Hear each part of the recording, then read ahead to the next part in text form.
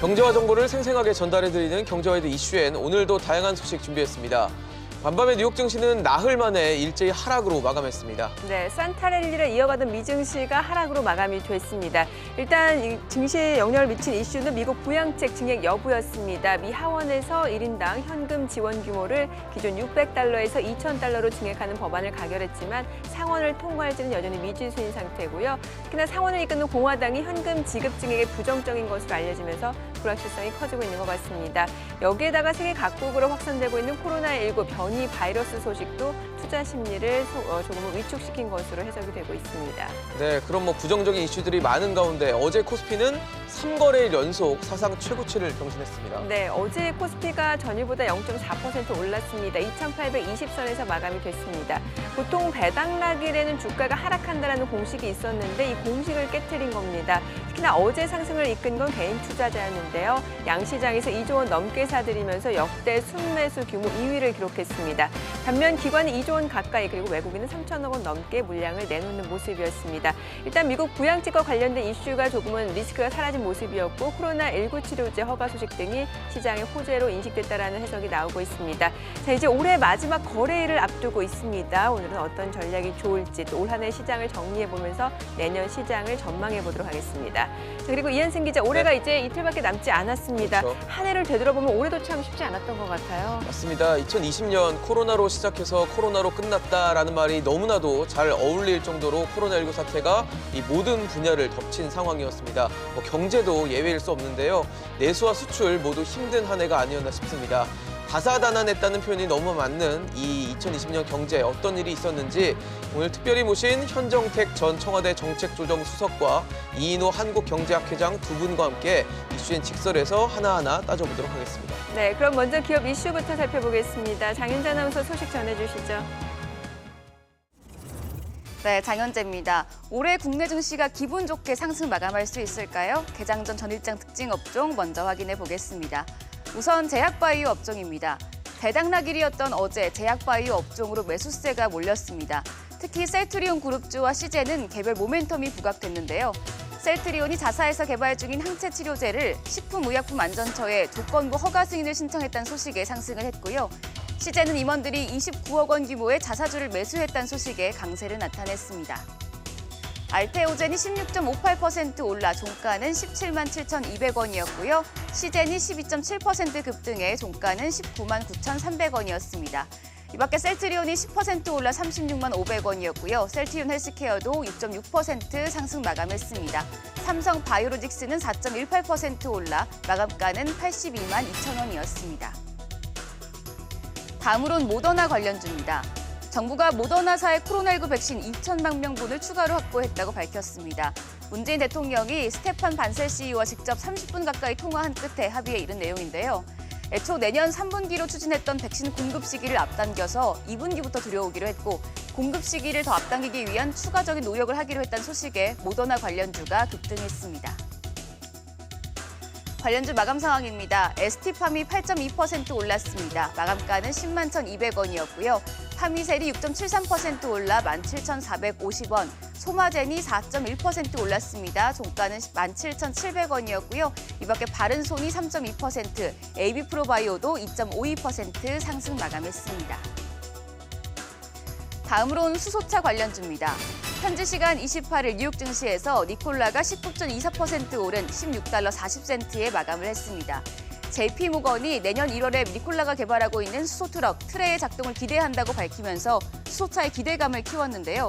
수소차 관련주가 급등을 했고 특히 하나솔루션 같은 경우에 대규모 유상증자를 통해 태양광과 수소 분야 사업 영역을 확장하고 지속적인 성장도 이어갈 것이라는 증권가의 분석에 급등했습니다. DIT가 상한가 경신하며 종가는 9,590원이었고요. 코오롱 머티리얼이 6.3% 올랐고 하나솔루션이 5.4% 올라 마감가는 47,500원이었습니다.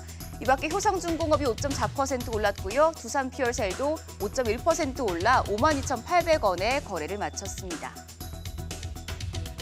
마지막으로 일본 불매운동 관련주입니다. 일제강점기 강제노역 피해배상을 외면해온 일본 미쓰비시 중공업의 국내 자산 매각 명령이 어제부터 가능해졌습니다. 미쓰비시 중공업의 특허권과 상표권을 압류해달라고 신청한 사람은 양금덕 할머니 등 피해자 4명으로 채권액은 모두 8억 400만 원입니다. 하지만 미쓰비시 중공업 측은 한일 청구권 협정에 의해 이미 해결된 문제라는 기존의 입장을 되풀이하면서 즉시 항복을 하겠다는 입장을 밝혔는데요. 앞으로 한일 갈등이 지속될 것으로 보이면서 일본 불매운동 수혜 관련주가 상승 마감했습니다. 오나미가 7.2% 올라 5,510원이었고요. 신성통상과 좋은 사람들이 5%대 강세 흐름 보여줬습니다. 이 밖에 비비안이 3.9% 올라 3,715원이었고요. 보혜양조도 3.73% 상승 마감했습니다. 여기까지 기업 이슈 전해드렸습니다. 이어 전일장 상황 전해주시죠. 네, 코스피가 29일 상승하면서 연말을 앞두고 3거래일 연속 사상 최고치를 경신했습니다. 이날 코스피는 전거래일보다 11.91포인트, 0.4% 상승하면서 2,820.51로 거래를 마쳤습니다. 코스닥 지수 전장보다 30.41포인트, 3% 넘게 올랐습니다. 957.41에 마감이 됐습니다. 수급 상황 살펴보겠습니다. 이날 유가증권 시장에서 개인 투자자 2조 1,984억 원을 순매수하면서 11월 30일 이후 역대 2위 규모의 일간 순매수 기록을 세웠습니다. 반면에 기관은 1조 9,726억 원을 순매도하면서 역대 1위 순매도 규모의 물량을 내다팔았고요. 외국인 역시 3,191억 원을 순매도했습니다. 코스닥 시장에서는 개인 투자자가 2,610억 원을, 외국인은 807억 원을 각각 순매수했고요. 반면 기관 투자자 2,896억 원 매도 우위를 나타냈습니다. 양대 시장에서 이날 개인 투자자가 하루 동안 총 2조 4,715억 원을 순매수하면서 일간 순매수 기록을 경신하는 모습이었습니다. 이날 코스피 시가총액 상위 종목 가운데서는 셀트리온이 10% 넘게 급등했습니다. 신종 코로나 바이러스 항체 치료제 조건부 승인을 신청했다는 소식이 전해지면서 주가가 많이 올랐고요. 또 그밖에 삼성 SDI, 삼성전기, LG전자, 삼성바이오로직스 등도 강세로 마감이 됐습니다. 반면에 KB금융, 신한지주, SK텔레콤, 삼성생명 등 배당 성향이 높은 주요 종목은 배당나기를 맞아서 오히려 주가는 크게 떨어졌습니다. 업종별 흐름을 봤을 때 의약품 섹터가 6% 넘게 올랐고요. 뒤에서 의료정밀, 운수창고, 서비스업 섹터가 강세를 나타냈습니다. 반면에 은행업, 통신주, 보험 섹터, 증권업종, 전기가스 섹터는 하락으로 마감이 됐습니다. 이날 코스닥 시가총액 상위 종목 가운데서는 알테오젠이 16% 넘게 급등했고요. 그밖에 시젠, 제넥신, 셀트리온 헬스케어 등 제약바이오 섹터가 코스닥 반등을 이끌었습니다. 반면에 펄어비스, SK머티리얼즈, CJ E&M은 하락으로 마감이 됐습니다. 이날 서울 외환시장에서 원달러 환율입니다. 전날 종가보다 4원 60전 떨어지면서 달러당 1,092원 10전에 거래를 마쳤습니다. 네, 오늘은 2020년 증시 마지막 날입니다. 올 한 해를 되돌아보면서 정리해보고 또 새벽에 마감한 뉴욕 증시까지 함께 체크해보도록 하겠습니다. 오늘 더 프레미어 강관우 대표와 함께 올해 주식시장 정리해보는 시간 마련했습니다. 대표님 어서 오세요. 네, 안녕하세요. 네, 자 저희가 올해 증시 상황을 정리해보기 앞서서 새벽에 마감한 뉴욕 증시 먼저 좀 체크를 해보도록 하겠습니다. 연말 산타 랠리를 이어가는 뉴욕 증시가 약간은 좀 쉬어가는 모습이었거든요. 어떤 이슈 때문에 이렇게 쉬어갔는지 먼저 정리를 해볼까요? 아무래도 뭐 상원에서 예. 개인당 600달러씩 하는 거를 2,000달러까지 트럼프 대통령도 요구를 했었고 그렇죠. 민주당도 뭐 당연히 찬성을 했던 건데 공화당 쪽에서 이제 일단 제동을 건 거잖아요. 네. 그러니까 이게 조금 실망감이 있어서 약간 밀렸는데 그렇지만은 지금 최고치 경신 랠리는 여전히 진행형이다 이렇게 생각이 되고 있고 크게 부러진 주가들이 없거든요. 예. 그래서 그 앞서도 뭐 전일장, 국내장, 뭐 해외 증시 전부 다 체크를 했습니다만은 여전히 지금 랠리가 이어지고 있는 이런 장이다 이렇게 볼 수 있습니다. 네, 결국에는 재정 부양책이 통과될 것이란 기대감은 여전하고 그렇기 때문에 연말 랠리, 산타 랠리는 계속해서 이어질 수 있다 이렇게 보시는 이제 거군요. 그게 또 왜 그러냐면 예. 지금 일정으로 보면 1월 5일 날 그 조지아주 결선 투표가 있지 않습니까? 그렇죠, 예. 그거 있고 그다음에 1월 20일 날이 바이든 대통령 취임 예정이래요. 그러면 아무래도 신임 대통령이 취임을 하고 나면 추가적인 재정 부양책이 나오지 않을까 이런 게 밑에 깔려 있는 거죠. 그렇죠. 그런 게 있기 때문에 뭐 하루 이틀 뭐 작은 이렇게 조정이 있을 수는 있겠지만은 뭐 전반적인 랠리 지속은 지금 아직도 진행되고 있다 이렇게 봐야 되는 거죠. 네. 자, 어제 국내 증시가 사흘 연속 사상 최고치를 경신했습니다. 특히 어제 또 배당락일이었음에도 불구하고 시장이 많이 올랐고 특히 개인 투자자가 다시 한번 또 매수를 보여주더라고요. 그러게요. 예. 깜짝 놀랐습니다. 예. 어제 원래 배당락 날이라 그렇죠. 마이너스 44포인트 정도 밀려서 이제 시작을 해야 되는 건데 네네.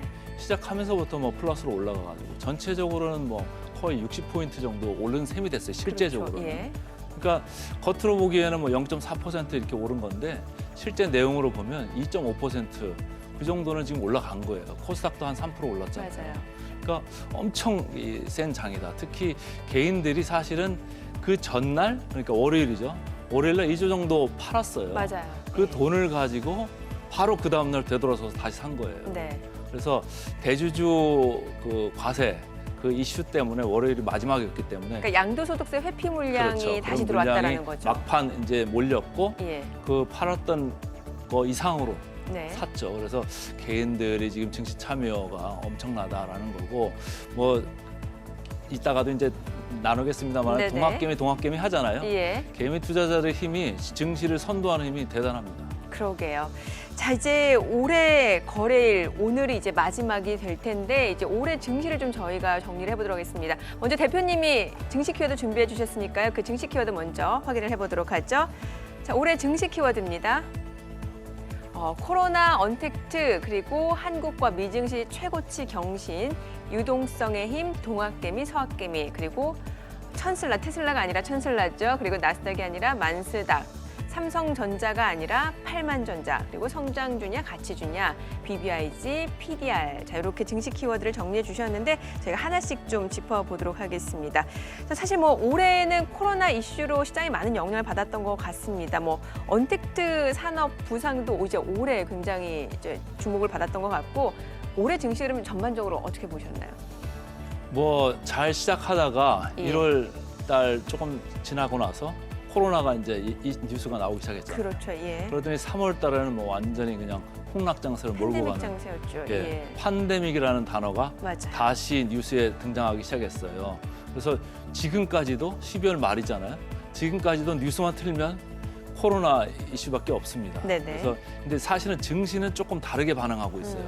증시는 이 연초에는 엄청난 폭락 장세를 가져갔는데 그 뒤로 각국이 뭐 금융 정책, 통화 정책, 재정 정책 같이 공조 아닌 공조를 하면서 증시가 급반등을 해냈잖아요. 예. 최근에는 코로나 확진자 수가 엄청나게 늘어나고 있는데도 불구하고 증시는 오히려 탄탄대로로 계속 신고치를 갱신하고 있거든요. 그래서 예. 증시가 반응하는 그게 완전히 달라져 있다. 그것은 코로나가 또 다시 올지는 모르겠지만은 그것은 일단은 무시하고 경시하고 달리는 이런 장이 됐다. 그래서 학습의 효과가 많이 지금 속에 이제 길러진 이런 증시가 됐고 이 언택트라는 신조가 탄생을 했어요. 맞아요. 예. 언택트, 예. 컨택트는 이제 우리가 접촉하다인데 언택트는 비접촉, 비대면 이런 얘기예요. 전부 다 재택근무가 지금 일반화되고 그렇죠. 일상화되고 이렇게 되고 있어요.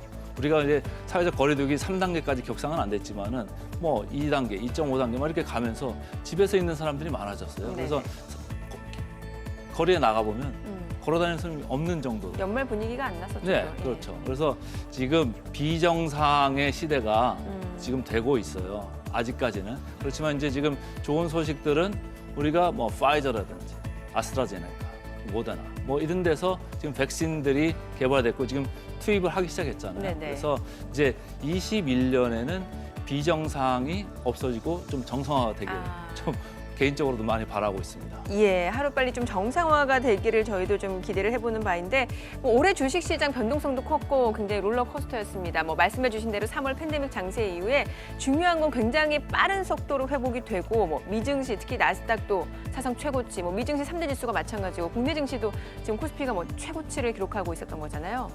이게 두 번째 키워드죠. 네, 이게 상당히 지금 변동성이 컸어요. 지금 저점 대비해서는 거의 100% 정도 코스피가 올라와 있거든요. 네. 그래서 제가 두 번째로 이제 한미 증시 최고치 경신 이런 이제 그 핵심 키워드를 뽑아봤는데 3월 19일이었죠. 코스피가 연중 최저치를 기록을 했어요. 네. 어마어마하게 떨어졌습니다. 이때까지 이렇게 떨어진 거를 진짜 10년 만에 처음 보는 이런 느낌으로 예, 예. 봤었는데 거기서 급격하게 반등세를 이뤄냈죠. 그 네. 반등의 기저에는 각국이 아주 긴급하게 통화 정책 그렇죠. 그리고 재정 정책을 들고 나왔습니다. 특히 초저금리를 유지하는 이런 정책 쪽으로 다 몰고 갔기 때문에 네네. 초저금리가 유지되는 가운데 유동성을 막 엄청나게 풀어댔잖아요. 예. 그 돈의 힘으로 증시는 급반등을 했어요.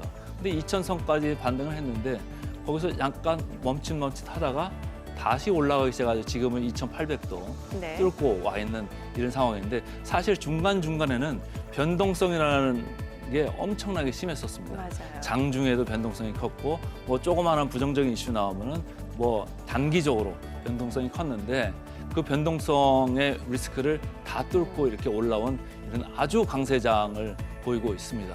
그 기저에는 동학개미 아까도 얘기했습니다만 동학개미 힘도 상당히 컸고 한데 이게 어디까지 갈 건가? 네. 과연 지금 2,800을 뚫었는데 3,000도 뚫을 수 있을 것인가라는 게 사람들의 관심이잖아요. 저도 좀 계속적으로 관심을 두고 있는데 네. 어쨌든 한미 증시가 모두 최고치를 경신한 그런 한 해였습니다. 알겠습니다. 자, 저희가 잠시 또 증시 키워드 세 번째 내용부터 살펴보도록 하겠고요. 오늘 양시장 또다시 상승 출발이 예상이 되고 있습니다. 저희는 잠시 후 동시효과 상황 그리고 전략으로 돌아오겠습니다.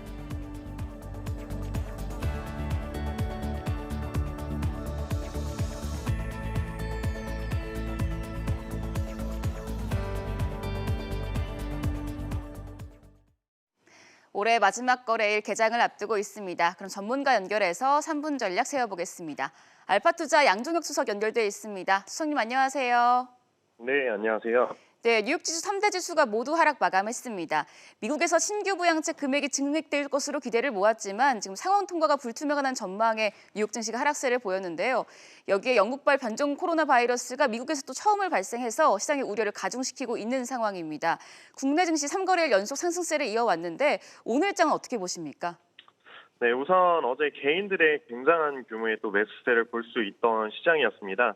코스피 시장은 무려 2조 2천억 원 가까이, 그리고 코스닥 시장은 2,800억 원 정도 수준의 순매수를 보여준 하루였는데 네. 기관의 매도세가 짙긴 했으나 단순 배당 매수 차익 거래 청산 물량이 쏟아지면서 그대로 개인들이 좀 물량을 받은 상황이었고요. 보통 배당락일에는 시장이 주춤하기 마련이지만 코스닥 지수는 3% 넘게 오르면서 이제 연중 최고점을 기록했고요.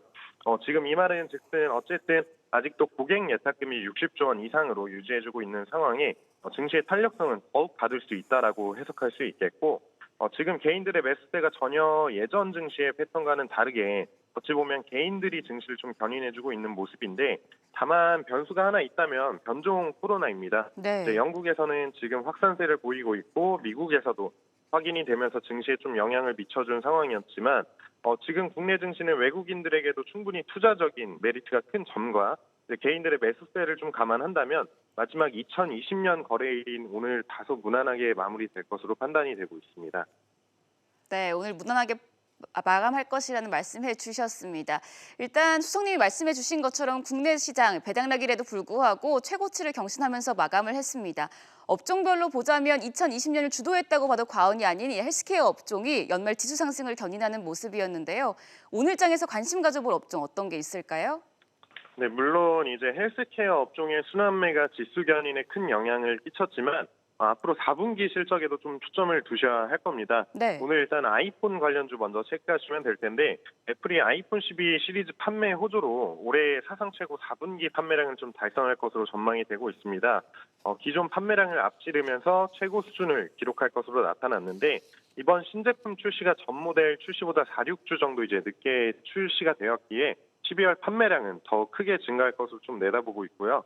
우선적으로 첫 5G 탑재라는 점이 부각되면서 신제품을 기다려온 통신사 소비자의 이제 니즈가 존재했다는 점, 그리고 가격적인 부분에서도 매력적인 점을 이제 고려한다면 전년 대비 20% 이상 수준은 좀 성장할 것으로 판단이 되고 있습니다. 네. 지금 아시아와 북미 시장의 스마트폰 수요가 5G 폰 점유율 확대에 이끌 것으로 보이면서 당연하게 세계 1위 기업인 애플의 아이폰이 최대 수혜를 좀 볼 것으로 판단이 되고 있는데 때문에 앞으로 5G 통신이 점차 출하량을 좀 대폭 늘리면서 자연스럽게 판매량은 확대됨에 따라 아이폰 관련주들의 주가에도 좀 영향을 미칠 수밖에 없다라고 말씀드리겠고요.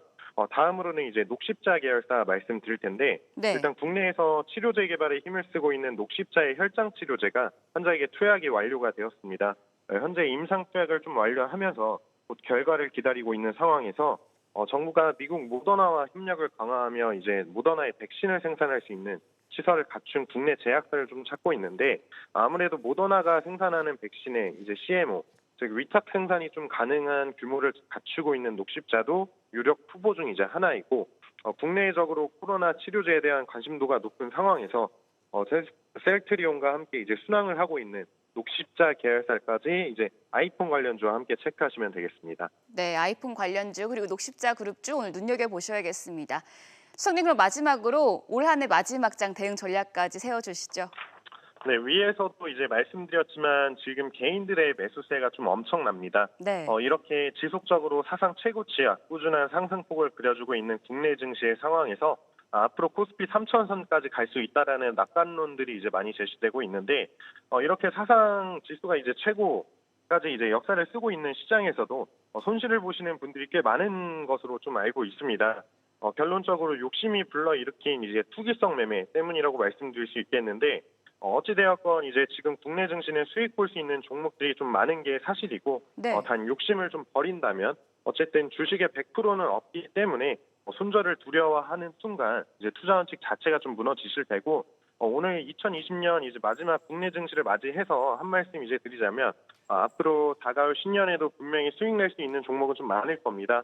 그만큼 이 말은 제가 여러분들을 이제 기만하는 게 아니라 적당한 회전과 이제 욕심은 좀 버리시고 앞으로 성장 모멘텀이 있는 이제 종목군들에 좀 집중을 하시면서 새로운 포트 구성, 트리들 하시는 날이 좀 되길 바라겠고요.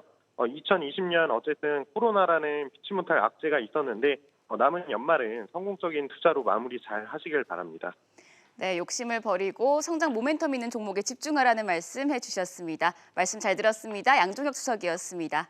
지금까지 개장 전 3분 전략 세워봤습니다.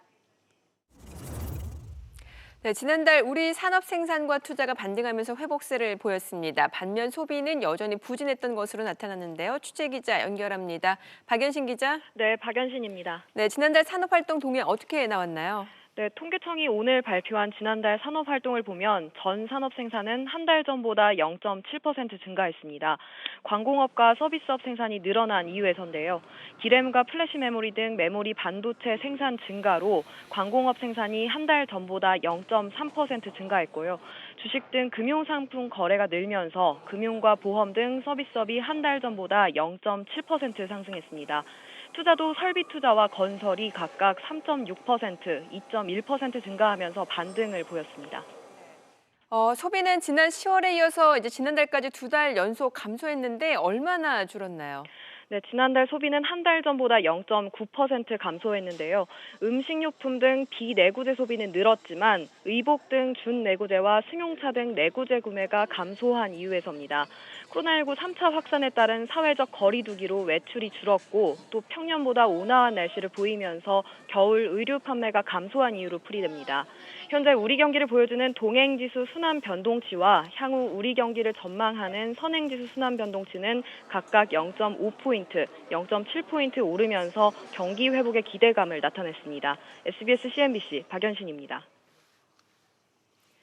네, 지금 시각 8시 54분 향해 가고 있습니다. 자, 오늘 올해 증시 마지막 거래일 지금 개장을 앞두고 있습니다. 예상 체결지수 먼저 확인해 보도록 하죠. 코스피입니다. 최근에 계속해서 사상 최고치를 경신했던 모습이고요. 오늘장 강보합 출발 예상되고 있습니다. 그래도 순조로운 출발이 예상이 되는 시점이네요. 2,825.82포인트입니다. 코스닥입니다. 어제 3% 넘게 올랐습니다. 오늘도 추가적으로 오름세가 예상되고 있죠. 예상 체결지수 0.4% 오르면서 출발할 것으로 보이고요. 961.3포인트로 기록이 되고 있습니다. 시가총액 상위 종목 예상 체결가 확인해 보겠습니다. 오늘 대형주 혼조세 출발 예상되고 있고요. 삼성전자는 보합 출발 예상되고 있습니다. 지금 예상 체결가 78,300원. 이 가운데 SK하이닉스가 0.4% 올라갈 걸로 보입니다. 삼성전자 우선주 보합 출발 예상되고 있고요. LG화학 보합 출발 예상되면서 예상 체결가 81만 3천 원입니다. 삼성 바이오로직스 어제 많이 올랐었죠. 오늘 0.6% 추가적으로 오름세가 예상되고 있습니다. 예상 체결가 81만 7천 원으로 나타나고 있는 상황이고요. 그밖에 카카오, 삼성생명 하락 출발 예상되고 있습니다. 자, LG전자도 보도록 하죠. 마그나 인터내셔널과 합작 법인을 설립한다라는 기대감에 주가가 많이 올랐었는데 오늘은 좀 단기 과열 국면에 좀 접어든 것 같습니다. 1.9% 약세가 예상되면서 LG전자는 예상 체결가 12만 9천 원으로 나타나고 있고요. LG디스플레이도 역시 마찬가지입니다. 단기 과열 국면에 좀 접어든 가운데 오늘 1% 약세가 예상되고 있습니다. 예상 체결가 18,400원. 이 가운데 LG전자 우선주는 1% 강세가 예상되고 있고요. LG와 LG이노텍 보합 출발 예상이 되고 있습니다. 코스닥 시가총액 상위 종목 예상 체결가도 확인해 보겠습니다. 어제 제약바이오, 바이오시밀러 섹터를 중심으로 코스닥 반등, 큰 폭의 오름세가 나타났었는데요. 오늘 좀 쉬어갈 걸로 보입니다. 셀트리온 헬스케어가 0.8% 내림세가 예상되면서 예상 체결가 16만 6,500원이고요. 셀트리온 제약도 좀 쉬어갈 걸로 보입니다. 이 가운데 CJ는 오늘도 강세가 예상이 되고 있습니다. 4% 넘게 올라갈 걸로 보이고요. 예상 체결가 20만 9천 원. 또 알테오젠 어제 16% 급등을 했었죠. 오늘 차익 실현 물량들이 좀 나올 것으로 보입니다. 예상 체결가 17만 6,300원이고요. 이 가운데 HLB는 1% 강세가 예상이 되고 있습니다. 자, 이제 오늘 개장까지 3분가량 남았습니다. 저희가 올해 증시를 또 키워드로 좀 정리를 해보고 있는데요. 계속해서 세 번째 키워드부터 확인해 보도록 하겠습니다. 자, 계속해서 나온 용어입니다. 유동성의 힘이라는 말씀을 주셨어요. 사실 네. 이 펀더멘탈 자체는 뒷받침되지 못했는데 정말 유동성의 힘으로 시장이 계속해서 올라왔던 것 같아요. 사실 실물 경제하고 괴리는 예. 상당히 여전히 크다라는 지적들이 많잖아요. 네. 근데 유동성의 힘, 이게 이제 전 세계 주식시장을 끌어올린 그 기반이 됐는데 제가 가진 차트를 한번 네. 보시면 페드하고 유럽의 ECB 자산이 얼마나 정도 커졌는지 그 차트를 한번 보시겠습니다. 보면은 그 페드는 기본적으로 4조 달러 선에서 7조 달러 선으로 급격하게 올라갔어요. 지금 예. 파란색으로 표시가 돼 있죠. ECB 쪽은 5조 달러 선에서 8조 달러 선으로 이렇게 올라갔어요. 근데 페드는 그러니까 한 70% 정도 올라간 거고 그렇죠. ECB는 한 60% 정도 올라간 거예요. 우리나라 증시는 지금 100% 근접하게 네. 올라갔잖아요. 엄청나게 여기서 통화 팽창이 약간 일어나면서 네. 어쨌든 이렇게 올라간 건데 이게 없었으면은 전 세계 증시가 반등을 했을까라는 이런 이제 생각들을 하고 있어요. 예, 예. 근데 보면은 페드가 최근에는 그렇게 통화 정책들을 그렇게 적극적으로는 안 하고 있어요. 네네. 왜 그러느냐? 통화 정책으로 끌고 올 수 있는 그 역할은 이제 아주 이제 제한적으로밖에 없습니다. 그래서 이제 점점 재정 정책 쪽으로 무게 중심이 이어갈 텐데 이제 네네. 타이밍상으로 보면은 미국 바이든 대통령이 취임하기 직전 아닙니까? 그렇죠. 요 최근에 9천억 달러 이거 통과하는데도 상당히 난항을 겪었습니다만 네. 가까스로 이제 트럼프 대통령이 승인을 하면서 서명을 하면서 이제 통과를 했는데 네. 그럼 이게 마지막이냐? 그게 아닌 거죠. 재정 정책을 더 써야 되는 이유는 그렇습니다.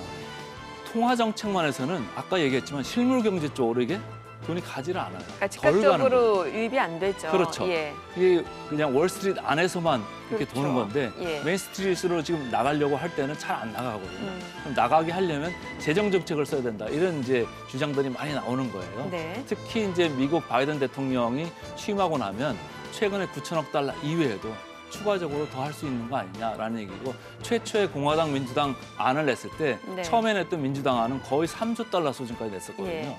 이번에 9천억 달러니까 아직도 자기들 생각에는 룸이 2조 달러 내외가 있는 거 아니냐라는 게 제 개인적인 생각이고 예. 2조 달러까지는 안 해도 추가로 5천억이 됐든 1조가 됐든 계속 그 재정 정책으로 밀어붙일 것이다라는 생각이고 그게 왜 중요하냐면 예. 재정 정책은 이렇게 경기가 침체됐을 때 쓰면은 상당히 효과가 좋습니다. 네. 왜냐하면 수요를 촉발시키거든요. 그렇죠. 전체적인 수요를 확장을 시키면서 경기가 돌아가게 하는 마중물이 되기 때문에 정부가 먼저 투자를 하고 나면 민간들이 거기에서 좀 도움을 받아가지고 소비를 하고 다시 민간에 투자를 하고 이런 선순환들이 이어질 수 있는 경기 회복으로 들어가는 사이클이 이루어질 수 있다는 점에서 재정 정책의 역할이 상당히 커지고 있는 시점이고 앞으로 그렇게 하리라고 믿는 게 지금 네. 월스트리트의 아주 가장 바람직한 기대의 상황이죠. 그러면은 사실 이제 바이든 대통령 당선인이 공식적으로 취임을 하게 되면은 이 재정 정책의 힘으로 시장이 더 올라갈 수도 있겠네요. 그거 없이는 지금은 사실은 쉽지 않은 이런 상황입니다. 예. 아까 언급했지만 주가가 지금 상당히 많이 올라와 있잖아요. 그렇죠. 금리는 서서히 고개를 들고 있습니다. 네. 미국 10년물 금리 보면은 벌써 0.9% 중반대를 향해서 고개를 들고 있거든요. 자, 그러면요. 오늘 올해 마지막 증시 개장을 앞두고 있으니까 그 네. 내용 잠시 후에 들어보겠습니다. 오늘 국내 증시 개장하겠습니다.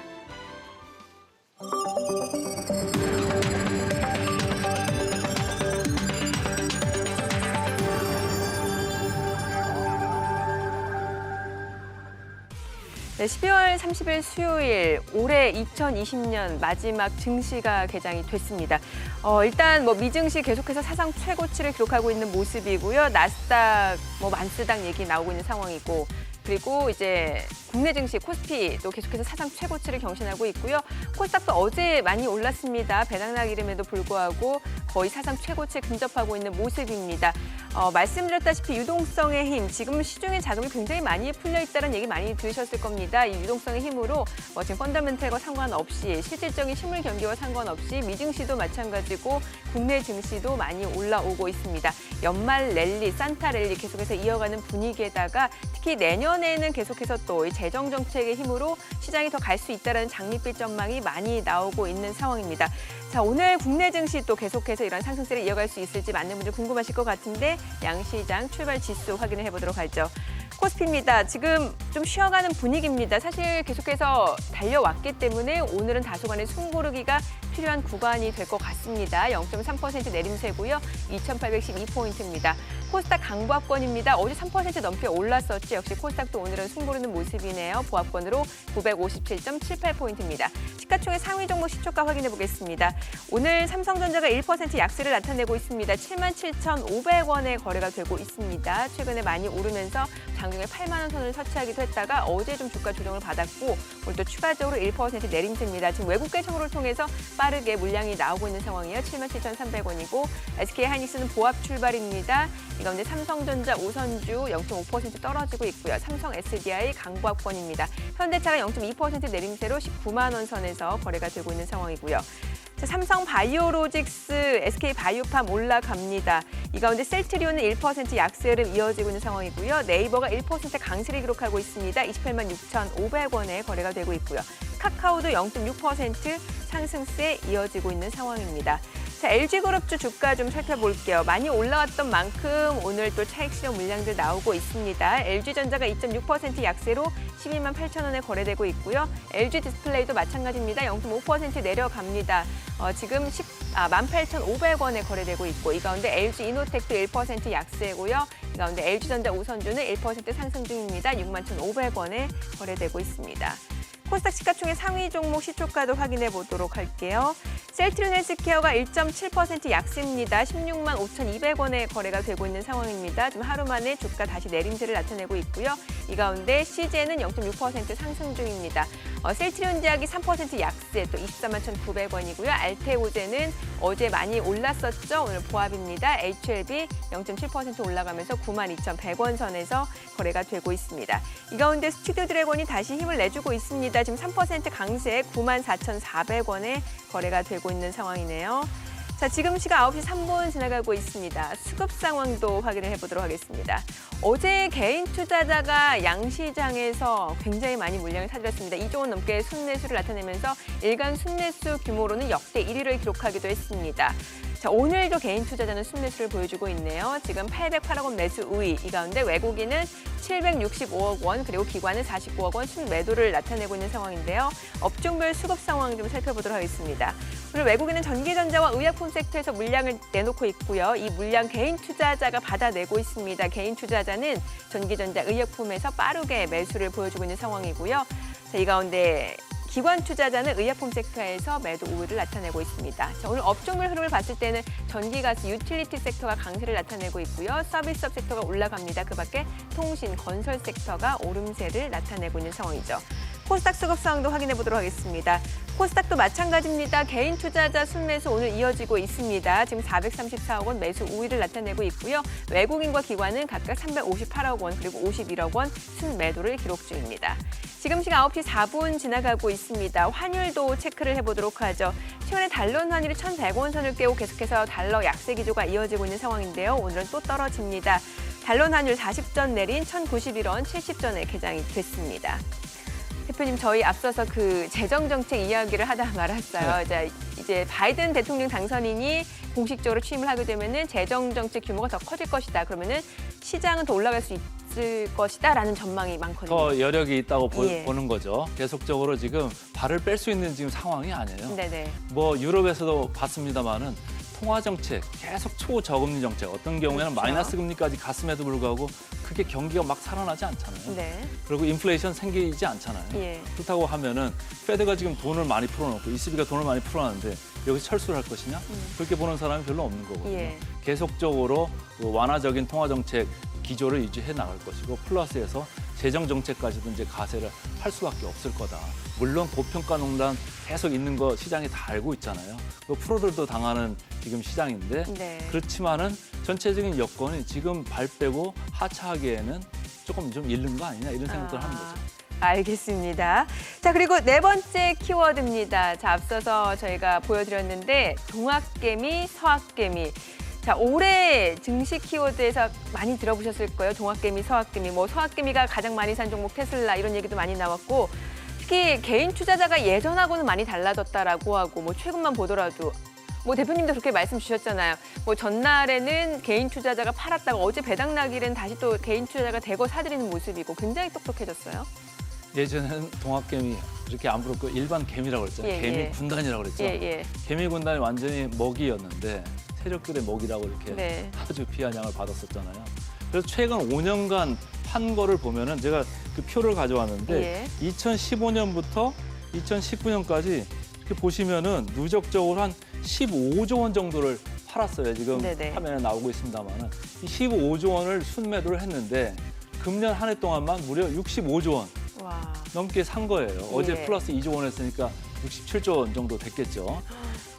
4배 이상 지금 더 순매수로 돌변을 한 거예요. 저는 이런 상황을 본 적이 없어요, 사실은. 상상이 안 되죠. 예.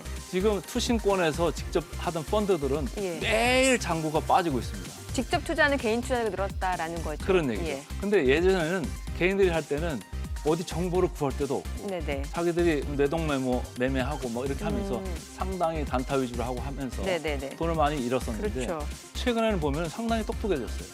틀면은 유튜브 아무데나 다 볼 수 있잖아요. 뭐 굉장히 수익을 낼 수 있을 것 같은 종목들 많이들 공개를 해주고 네. 뭐 전략도 다 알려주니까요. 네. 예. 그리고 더 참 재밌는 게 3월 폭락장을 아까 제가 말씀을 드렸는데 예. 3월 폭락장 때 우리나라 증시를 구한 게 개미 투자였습니다. 네네. 그때부터 이제 동학개미가 들어왔는데 5년 동안 판 자금 거의 비슷한 금액을 거기다가 쏟아부어가지고 삼성전자를 샀죠. 그렇죠. 삼성전자 우선주만 해도 어마어마하게 샀어요. 그거를 계속 들고 있었으면 지금 수익률이 어마어마하게 났겠죠. 지금 그러네요. 금리를 보세요. 예, 금리 저금리인데요. 뭐 세후에 1% 밑에잖아요. 네네. 근데 이거 삼성전자만 샀어도 상당히 돈을 벌었는데 좀 아쉬운 부분도 있어요. 남성 투자자들은 회전율이 좀 많았답니다. 아, 빠른 단기 투자를 했다라는 거냐, 단타성 매매를 했다라는 거네요. 상당히 관심이 많으니까. 예. 그래서 근데 그렇게 수익률이 많이 올라갈 것 같았는데 수익률이 오히려 안 올라갔고 오히려 여성 투자자. 여성 투자자들은 한번 네. 사놓고 그냥 진드감치 가만히 있던 그렇죠. 분들은 자고 일어났더니 뭐 올라가고 계속 올라가니까 아니 왜냐하면 LG화학도 사실 40만 원, 30만 원대였는데 지금 뭐 80만 원이고 삼성전자도 5만 원 초반이었어요. 근데 지금 뭐 8만 원. 뭐 이것만 놓고 보더라도 이미 말 다 한 거 아닙니까? 그러니까요. 예. 그래서 아주 바이 앤 홀드, 전통적인 사가지고 네. 계속 보유 중인 그런 전략을 했던 여성 투자자들은 오히려 수익률이 상당히 좋은 한 해가 됐는데 내년에도 이 전략이 통할지 어떨지는 모르겠어요. 네. 근데 어쨌든 금년 한 해는 여성 투자자가 완승을 한 그런 한 해가 됐습니다. 근데 재밌는 게 예.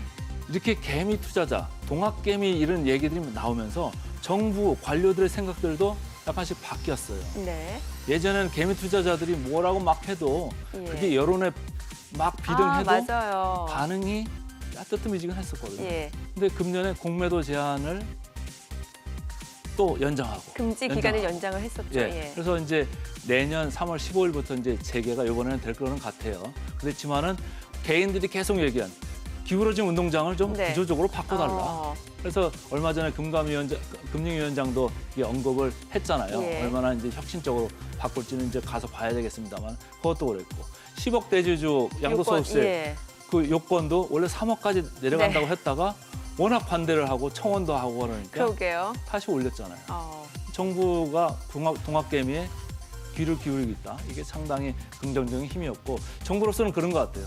부동산 쪽으로 자금들이 너무 많이 가 있으니까 네네. 이 자금들이나 딴 데 있는 자금들을 좀 시장으로 좀 끌어들여야 되겠다. 이런 생각들을 이제 하는 것 같은데 어쨌든 2020년은 동학개미 상당히 힘을 발휘하는 한 해가 됐습니다. 개인 투자자 덕분에 정책 자체도 친시장 정책 방향으로 많이 바뀐 게 있네요. 예.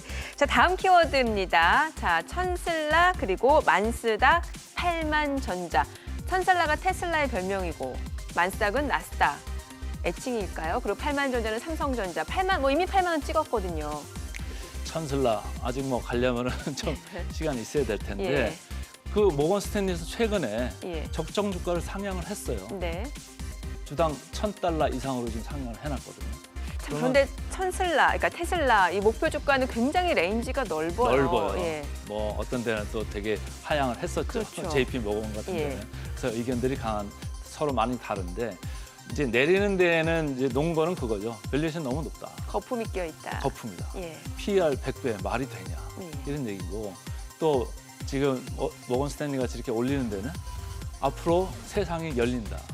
인지 시작인데 지금 하차 너무 빠르다. 네. 이런 생각들을 하는 거예요. 어쨌든 천슬라 시대에 열릴지를 네. 좀 두고는 봐야 되는데 그 뭐 이 경계감이 있습니다만은 여전히 주가는 아주 강세를 이렇게 그렇죠. 보이는 이런 국면이 유지되고 있는 거고 만스닥 지금 뭐 FAANG 빵이라고 빵, 하잖아요. 예.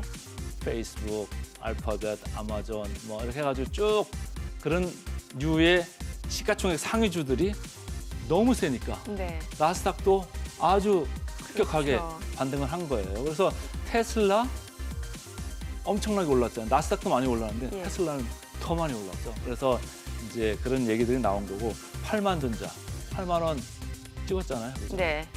상당합니다. 개인들의 힘도 상당하고 외국인들의 힘도 상당한데 삼성전자 이렇게 보셔야 될 것 같아요. 과거에 보던 잣대로 보면은 지금 밸류에이션이 싸냐? 그렇지는 않은 것 같아요. 상당히 올라와 있는 지금 상태거든요. 예. 제가 뭐 차트를 나중에 지금 보여드리겠습니다만 화면에 나가고 있어요. 지금 PER 차트가 있는데 상단에 와 있죠. PER 차트가 지금 주황색 선까지 올라와 있고요. 아. 그다음에 또 PBR 차트 이런 것도 있는데 이것도 상단에 와 있어요. 네. 그래서 이게 지금 싸지는 않은 지금 PBR 차트도 보니까 많이 올라와 많이 올라와 있네요.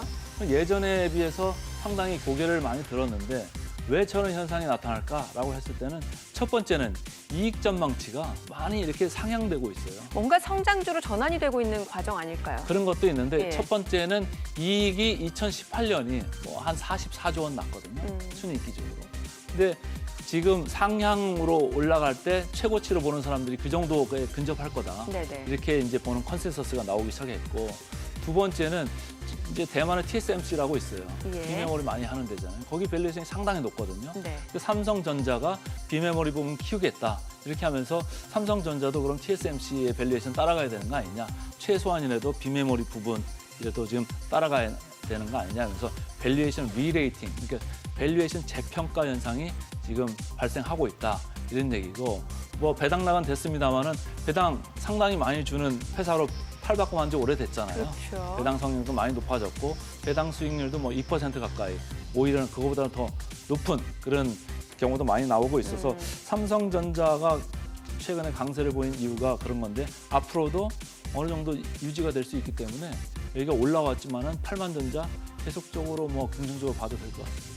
그러면은 테슬라 그리고 나스닥, 삼성전자 얘기를 저희가 해보고 있는데 많은 분들은 이게 더 갈 수 있는지 궁금하실 것 같아요. 개인적으로 어떻게 보세요? 테슬라는 얼마까지 갈 거라고 보시나요? 저는 뭐 여기서 예. 올라가는데 이제 금년에 올라간 폭을 보면 아까 네. 차트에서 나왔습니다만 아찔해요. 나스닥보다 예. 훨씬 더 많이 올라가요. 예. 그 정도의 상승률은 아닐 거다. 그래도 올라갈 거다. 그래도 올라갈 여지는 좀 있다라는 걸 저는 생각을 하고 있고요. 나스닥도 지금 PER로 보면 25배, 30배 네네. 이 선에 와 있습니다. 상당히 네. 높죠. 근데 여기서부터는 올라가긴 올라가도 그 율 자체는 상당히 아. 감소할 거다. 그러니까 기울기가 완만해진다는 완만해진다는 거죠. 거죠. 금년에 많이 올라왔잖아요. 예. 근데 이제 삼성전자인데 삼성전자는 참 빠지기도 힘든 이런 구조적인 그런 상황이에요. 그래서 지나고 보면 5만 원 후반대가 되게 쌌던 건데 네. 그 가격은 다시 안 올 것 같다는 생각이 들어요. 왜냐하면 배당을 일단 많이 주고 예. 비메모리 전 세계 1등 따라잡겠다. 오히려 장기 비전을 지금 제시한 상태이기 때문에 네. 어떻게 될지 끝까지 따라가 봐야죠. 그러니까 그래요. 여기서 하차하기는 상당히 힘든 국면인 거죠. 중도 하차하면 안 되겠군요. 네. 예. 자, 그리고 다음 증시 키워드입니다. 6번째 키워드 바로 성장주 대 가치주. 올해는 뭐 성장주의 압승이었죠. 뭐 말하기가 예. 민망할 정도로 네네. 가치주가 죽을 쓴 한 해였습니다. 가치주가 싼 거를 많이 넣어두면 주가가 올라간다는 거였는데 금년 거의 별로 안 올랐어요. 그러게요. 성장주하고 일찌감치 길목 지키신 분들은 많이 길목만 계속 소외되셨을 지키고 것 같아요. 예. 있었죠.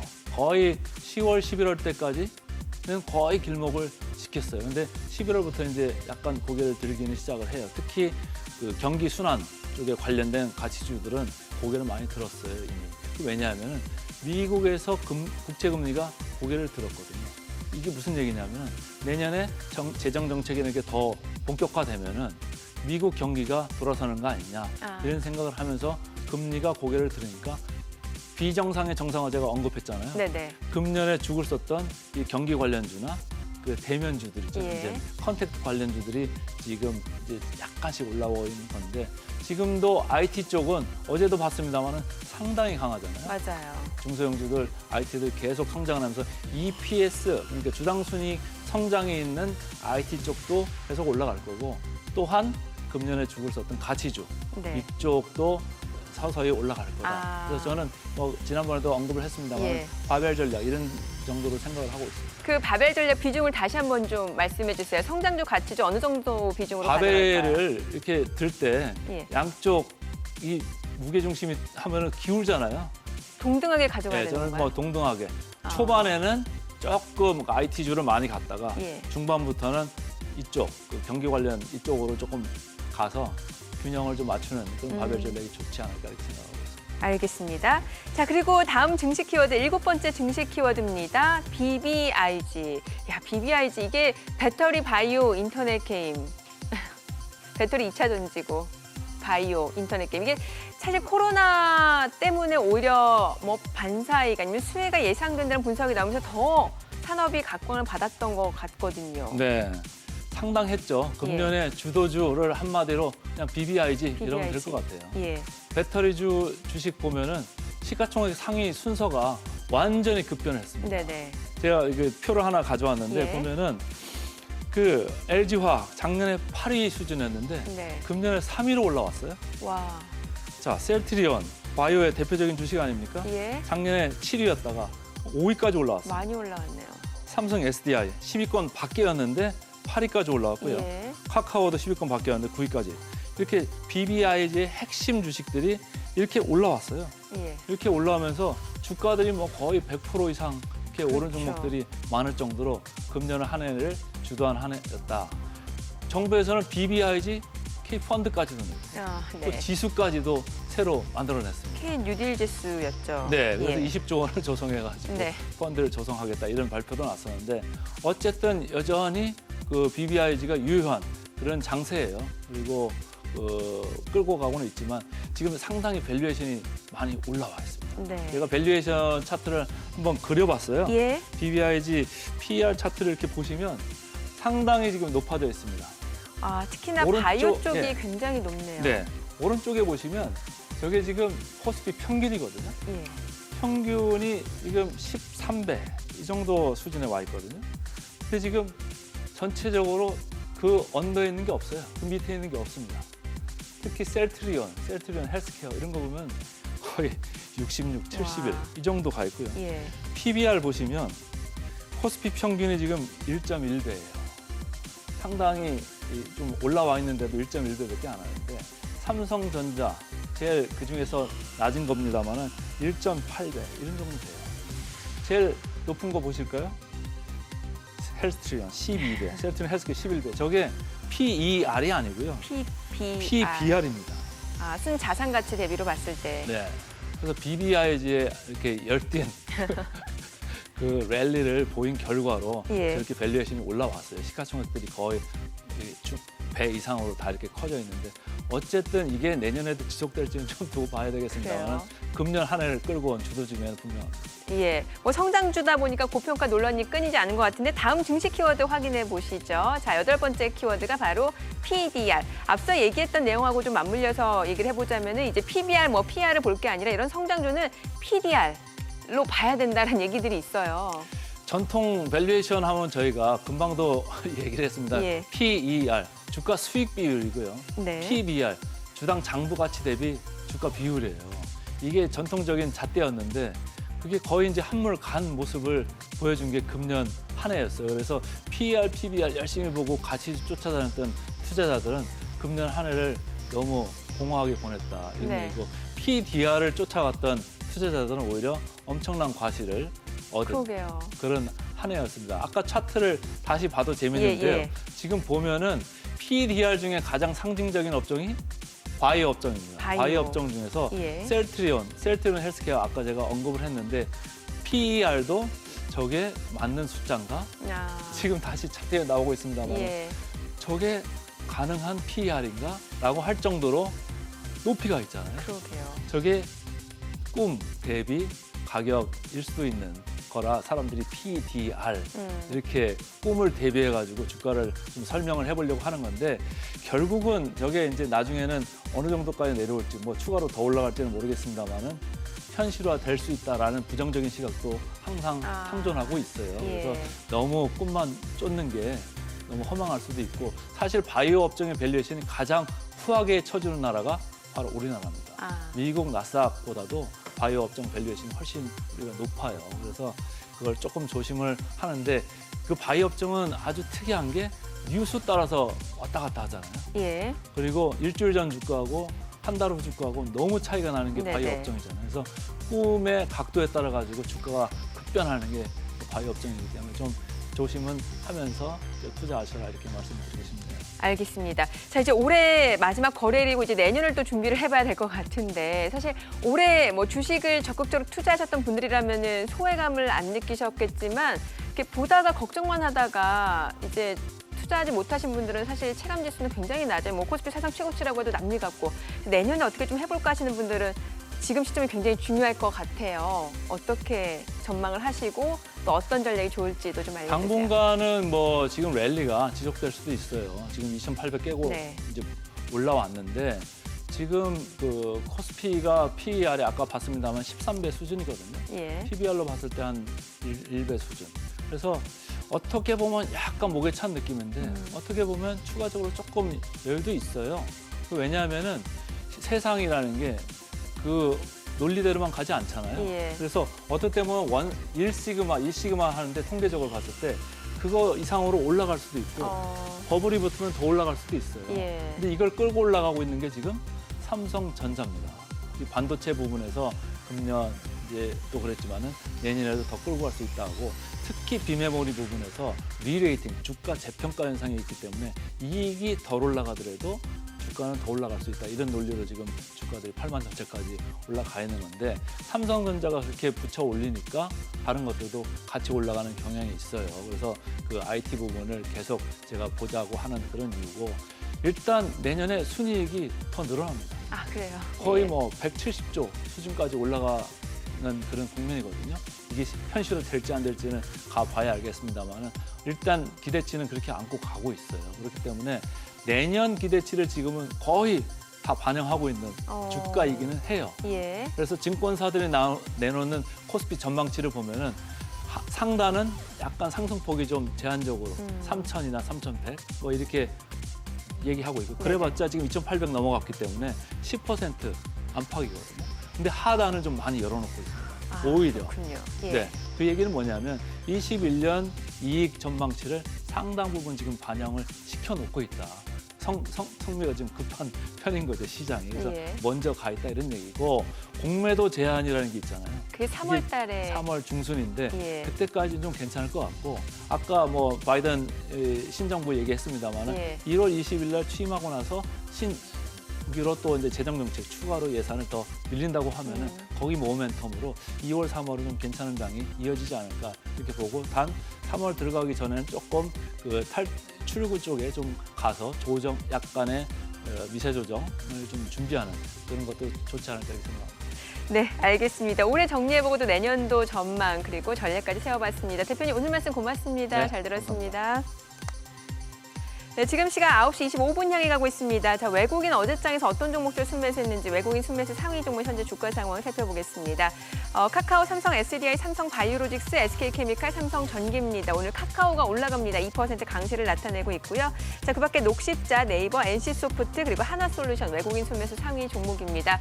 오늘 녹십자 강세입니다. 네이버, NC소프트도 올라가고요. 하나솔루션도 소폭 올라갑니다. 넷마블은 보합이네요. 자, 기관 순매수 상위 종목도 살펴보도록 하겠습니다. 기관 어제장에서 삼성전기, OCI, 하나솔루션, 한미약품 순매수를 했습니다. 오늘 한미약품 강세고요. 한미사이언스도 많이 올라갑니다.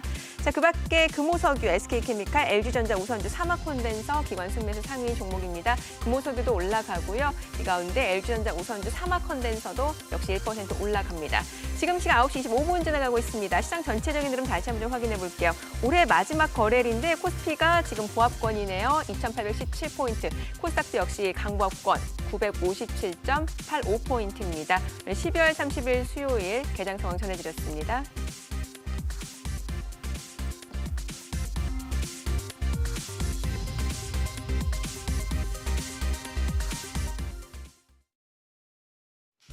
이슈의 흐름을 살펴보는 핫이슈 키워드 시간입니다. 인터넷과 SNS를 뜨겁게 달구고 있는 키워드 함께 보시죠. 첫 번째 키워드는 변창흠 비판받을 만했다입니다. 문재인 대통령에게 임명장을 받은 변창흠 신임 국토교통부 장관. 변 신임 장관이 논란을 일으켰던 구의역 사망사고 발언에 대해 문재인 대통령이 비판받을 만했다고 지적했습니다. 문 대통령은 안전이나 인권 문제라든지 비정규직 젊은이가 꿈을 잃게 된 점 등을 감안하면 충분히 비판만을 했다고 말한 것으로 전해집니다. 그러면서 아마 장관 스스로 큰 교훈이 됐을 것이라며 건설교통 분야 안전사고가 획기적으로 줄어들 수 있도록 신경 써달라고 당부했습니다. 두 번째 키워드는 모더나 확보입니다. 정부가 코로나19 백신 중 하나인 모더나 백신 2천만 명분을 확보하고 공급 시기도 앞당겼습니다. 문 대통령이 직접 스테판 반셀 모더나 CEO와 화상통화를 하면서 협상을 했는데요. 실무 협상에서 정했던 백신 물량을 2배로 늘렸고 가격도 낮췄습니다. 이번에 계약하기로 한 백신은 내년 2분기부터 들어올 예정이고요.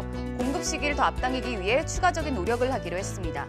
생산 능력이 부족한 모더나의 한국 위탁 생산을 받아들이면서 이번 합의가 성사된 것으로 전해집니다. 세 번째 키워드는 한국 의료진 일단 보류입니다. 주한미군의 코로나19 백신 접종이 시작됐습니다만 이들과 함께 근무하는 한국인 의료진의 접종은 일단 보류됐습니다. 어제 미군 기지 3곳에서 주한미군 의료진과 주 지휘관들이 모더나 백신을 접종받았습니다. 원래 접종 대상엔 미군 기지 병원에서 근무하는 한국인 간호사와 군무원도 포함돼 있었는데요. 우리 정부의 요청으로 제외가 됐다는 보도가 나왔습니다. 모더나 백신이 아직 한국에선 긴급 사용 승인을 받지 않았기 때문으로 분석이 되는데요. 국방부 대변인은 주한미군 측의 요청이 있었고 접종 대상이나 일정 등 세부 사항은 관계부처와 협의 중이라고 밝혔습니다. 네 번째 키워드는 3차 지원금입니다. 정부가 코로나19 3차 확산으로 타격을 입은 소상공인과 특수형태 근로자를 지원하는 3차 지원금의 구체적인 내용을 확정해서 발표했습니다. 총 9조 3천억 원의 예산을 투입해서 총 580만 명을 지원할 계획인데요. 피해를 본 소상공인에겐 최대 300만 원의 지원금이 지급될 예정입니다. 집합 금지 업종에 해당되는 유흥시설이나 노래 연습장 등은 300만 원을 받을 수 있고요. 집합 제한 업종으로 영업시간이 줄어든 식당이나 카페, PC방 등은 200만 원을 받을 전망입니다. 또 개인 택시 운전기사에게도 100만 원이 지급됩니다. 이번 지원금은 내년 1월 11일부터 현금으로 지원될 예정입니다. 다음 키워드는 박원순 성추행 의혹입니다. 결국 의혹은 풀리지 않았습니다. 고 박원순 서울시장의 성추행 의혹을 수사해온 경찰이 사건을 5개월여 만에 마무리했습니다. 경찰은 강제추행 혐의 고소건은 박 전 시장 사망에 따라 공소권 없음으로 검찰에 넘겼습니다. 주변 측근들이 성추행을 방조했다는 혐의에 대해선 입증할 증거가 부족하다며 불기소 의견을 달았습니다. 경찰은 이번 수사를 진행하는 과정에서 박 전 시장 휴대전화에 대한 압수수색 영장을 2차례 기각당하는 등 사실 확인에 난항을 겪고 왔는데요.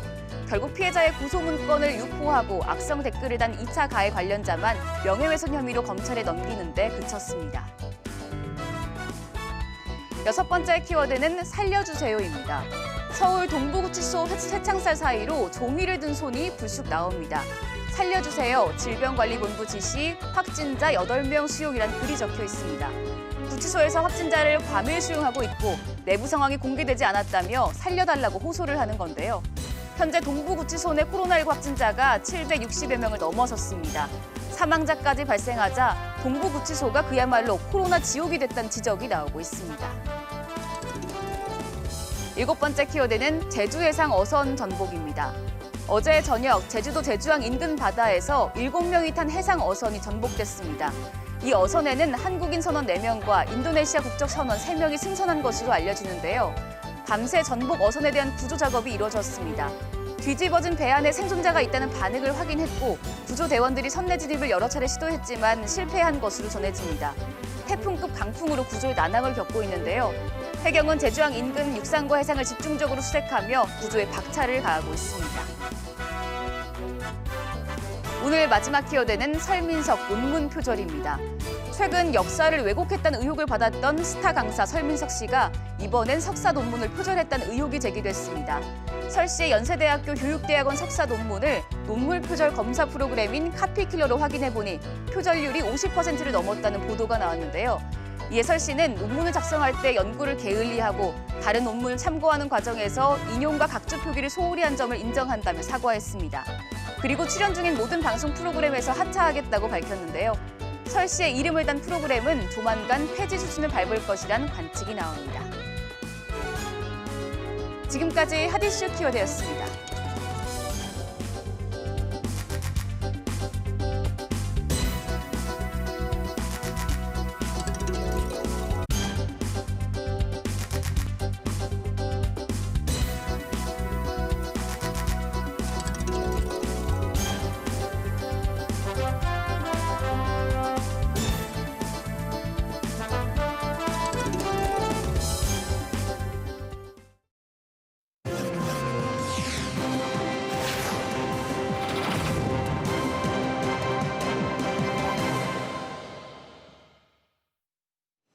해법을 찾는 토론 이슈엔 직설 시작하겠습니다. 올 한 해를 되돌아보면 역시나 먹고 사는 문제는 쉽지 않았던 한 해였습니다.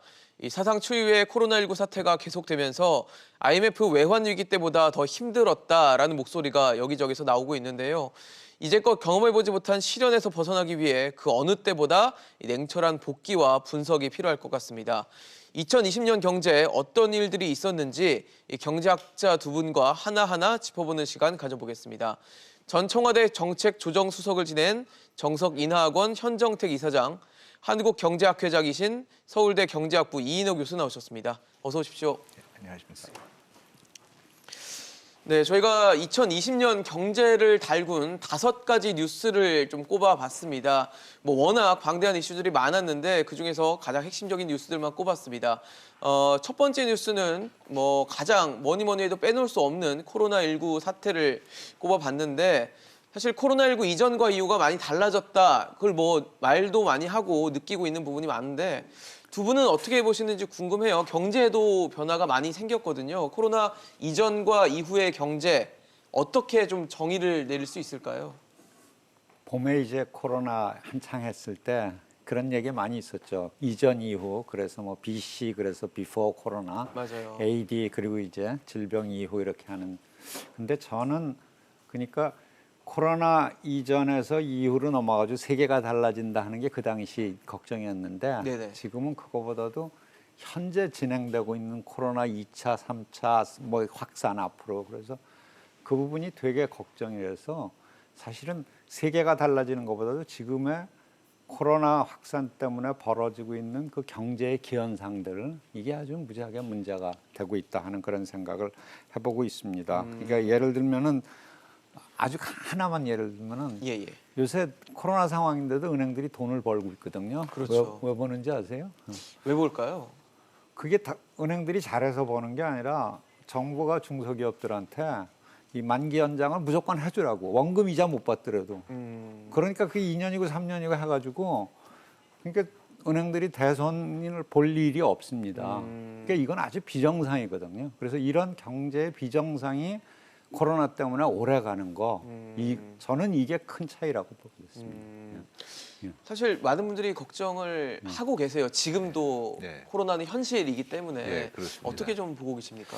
예, 제가 이번 그 코로나 사태를 겪으면서 저희들이 아주 당연하게 받아들였던 시장의 중요성 이게 상당히 다가오더라고요. 뭐냐면은 보통 경제에서 그 어떤 위기가 닥치려 그러면은 공급 부분에서 공장이 크게 파괴가 된다든지 뭐 네네. 저희들 자연재해 같은 경우에 뭐 그다음에 투자를 잘못해가지고 그동안 생겨날 수 있으리라고 생각했던 수입이 안 생겨난다든지 네네네. 이런 문제가 있어야 되는데 이번엔 전혀 그런 부분이 없었거든요.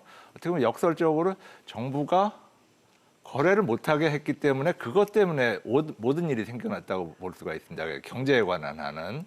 그래서 결국 그 코로나 이전과 이후를 본다면은 그 전에는 그 서로가 만나서 거래하는 거 그렇죠. 이것에 대해서 전혀 그 거리낌이 어떤 없었죠. 제약이 없었기 예. 때문에 그쪽 방향으로 계속 경제가 커가고 있었는데 이번 이 사태를 통해 가지고 저희들이 언택트 테크놀로지 안 만나고도 거래할 수 있는 이 테크놀로지가 무척 중요하다는 생각을 하게 된 것 네, 같아요. 네. 그래서 사실 그동안의 어떤 교통기관의 발달, 뭐 정보통신의 발달 이런 것이 다들 어떤 사람들 간의 거래를 어떻게 하면 좀 더 편하게 할 수 있냐 그 문제였는데 예.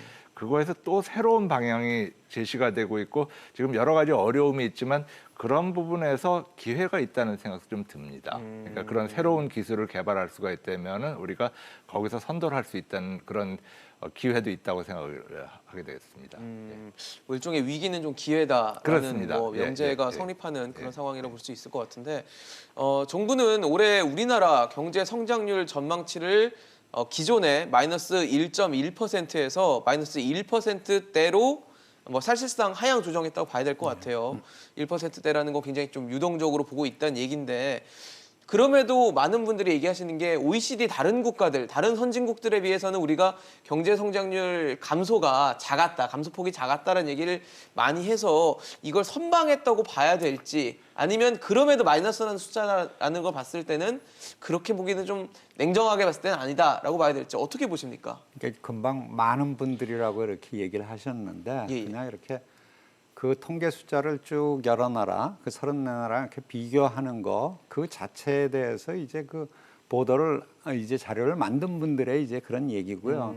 사실은 많은 사람들 전문가도 그렇고 아닌 사람들 현실적인 입장에서 보면 그런 마이너스 같은 마이너스 중에서 마이너스가 적다 하는 이런 문제가 아니라 현실적으로 일어나는 일을 보면은 취업자가 22만 명 정도 감소를 했거든요. 근데 그게 22만 명이 그냥 그 숫자가 아니라 사실 노인들 일자리 계산하면은 일반 청장년층에서는 그것보다 훨씬 더 줄어들고 그 통계에 안 잡히는 휴직자들을 취업자로 잡히기 때문에 그럼 그렇죠. 숫자가 뭐 작년보다 훨씬 더 줄어들었고요. 그게 아니라 이 교수님이나 저 전부 이제 학교 일하고 연관이 되지만은 예.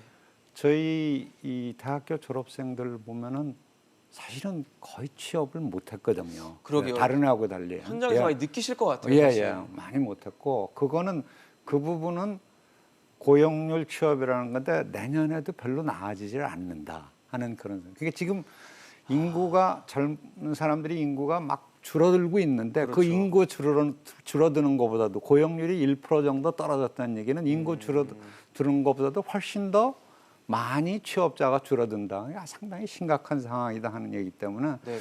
이런 부분들은 뭐 이 통계 숫자의 선방 이런 건 훨씬 더 와닿는 그런 문제라고 볼 수 있을 것 같습니다. 그렇습니다. 사실 뭐 마이너스 1, 마이너스 2 이런 숫자보다는 내가 어떻게 느끼고 있는지가 가장 중요할 것 같은데 최근에 뭐 대부분의 사람들의 체감 경기는 뭐 좋다고 말씀하시는 분들은 거의 없을 것 같거든요.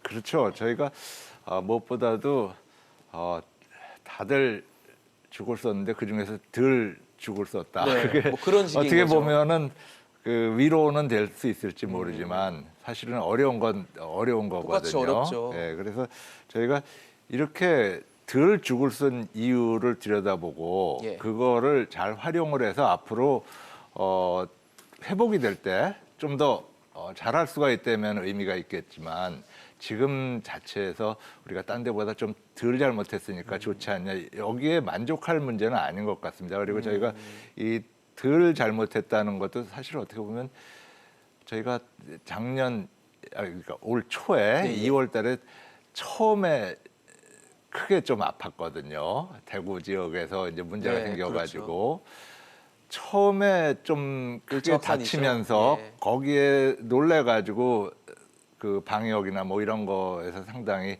좀 적극적으로 나섰고 그것이 저는 숨겨진 축복이었다고 생각을 하거든요.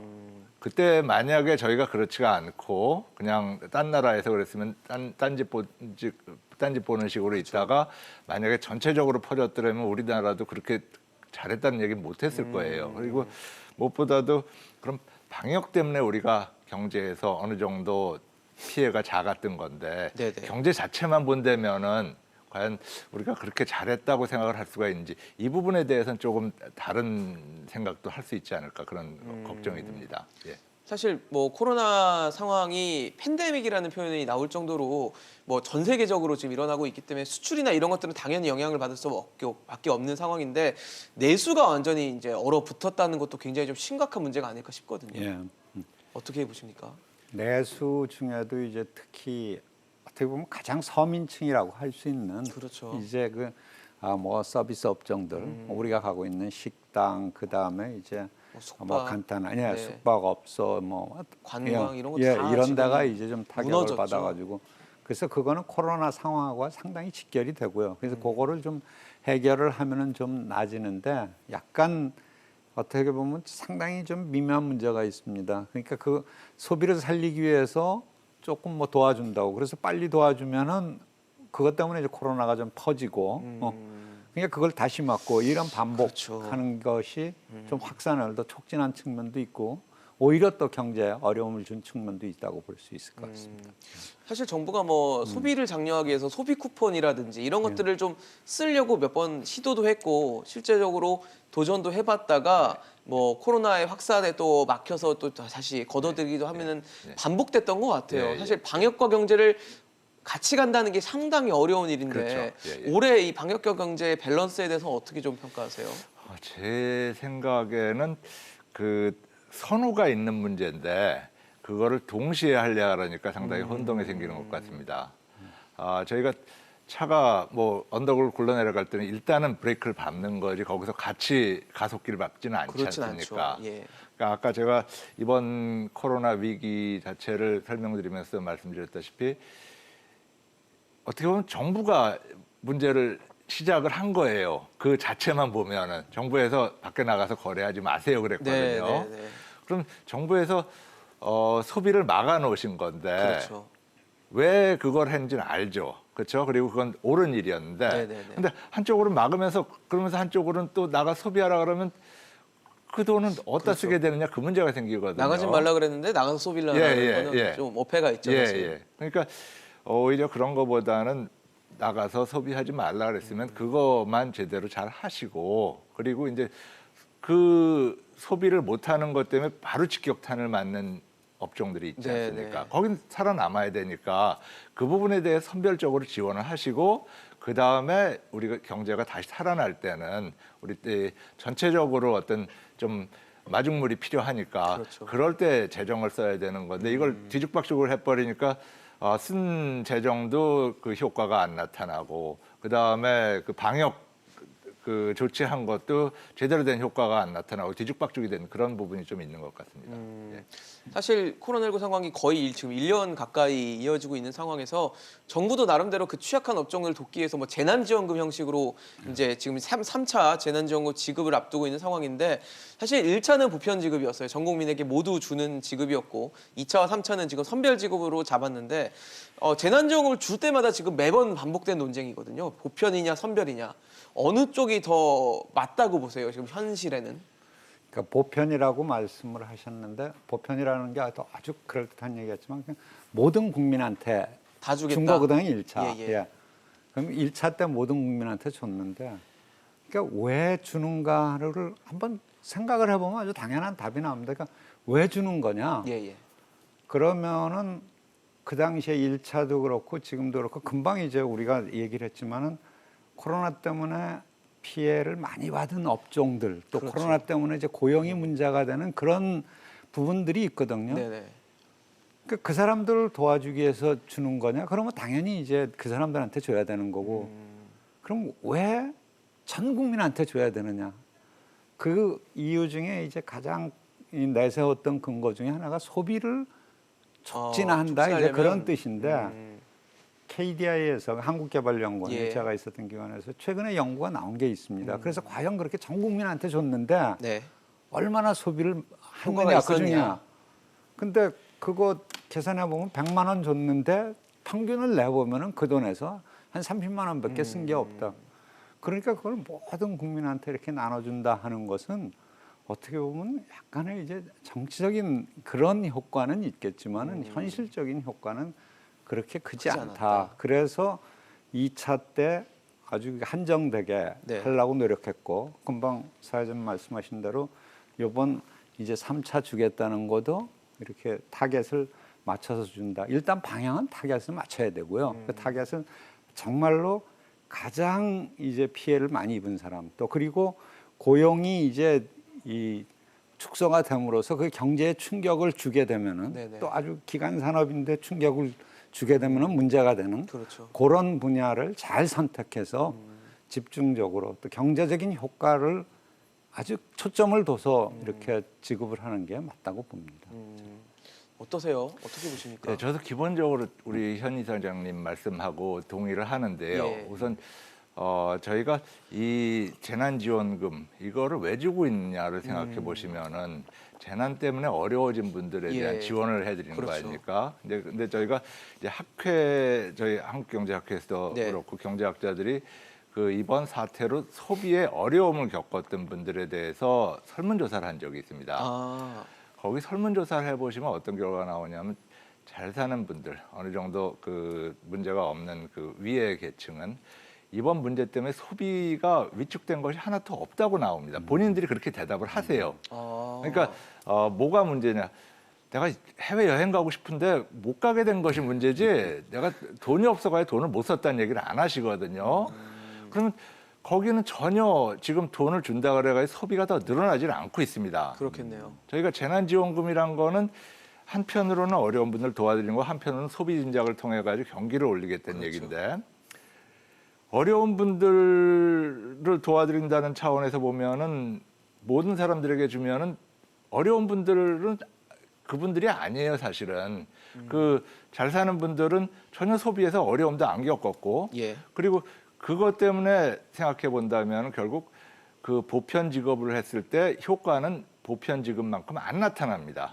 왜냐하면 잘 사는 사람들은 내가 돈 생겼다 그래가지고 그것 때문에 더 소비는 안 쓰지는 하거든요. 않으니까. 대신에 자기가 원래 자기 돈으로 소비하려던 것을 지원금 소비를 가지고 할수 있죠. 소비를 해버리겠죠. 그렇다면 그 부분에서 재정 지출은 효과가 없어지는 거고 단지 부담으로 남을 뿐입니다. 그래서 제 생각에는 두 가지 이유에서 즉 한 가지는 그 소비가 위축된 부분에 대한 지원이 과연 어디냐. 그리고 또 하나는 그걸 통해 가지고 경기를 끌어낼 때 과연 모든 사람들에게 주는 것이 경기 부양 효과가 있느냐.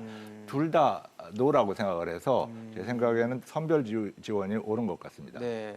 그럼 선별 지급을 해서 누군가에게 아무래도 피해가 큰 업종과 뭐 자영업자분들에게 지원을 한다라고 봤을 때 규모 자체도 고민을 할 수밖에 없는 부분이거든요. 갖고 있는 재원은 한정돼 있고 또 많은 힘든 경험을 많이 하고 계시기 때문에 과연 이 규모 지금 벌써 4차 추경까지 해가면서 이제 3차 재난지원금까지 왔습니다. 예. 규모에 대해서는 어떻게 평가하십니까? 그러니까 규모가 이제 아까 그 얘기하는 보편 선별하고도 좀 연관이 되는 건데요. 네네. 그러니까 아까 보편이라고 하는 주장의 이제 가장 큰 그 당시 이유는 뭐였느냐 하면은 이게 그렇게 선별을 하다 보면 시간이 많이 걸린다. 급한데. 네네네네. 그리고 이게 막상 이게 마땅하지 않다.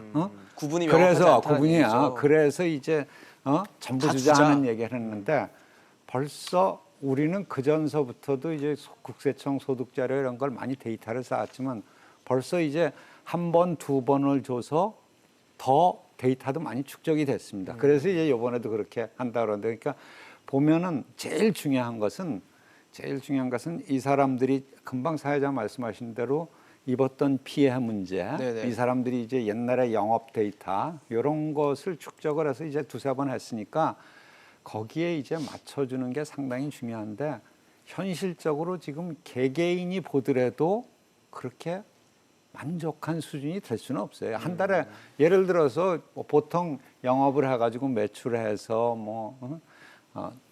그래도 한 뭐 200만 원이고 300만 원이고 몇 달 벌어야 되는 분들한테 100만 원 주고 그거 버텨봐라. 완전히 문 닫고 네. 딴 거 이렇게 하는 것은 개개인에 비해서도 상당히 적을 수밖에 없는데 그러니까 잘 선별을 해야 되지만은 요번에 3차에 준다는 것도 이제 당초에 한 5조 규모에서 다른 부분 포함을 한 9조로 늘어났거든요.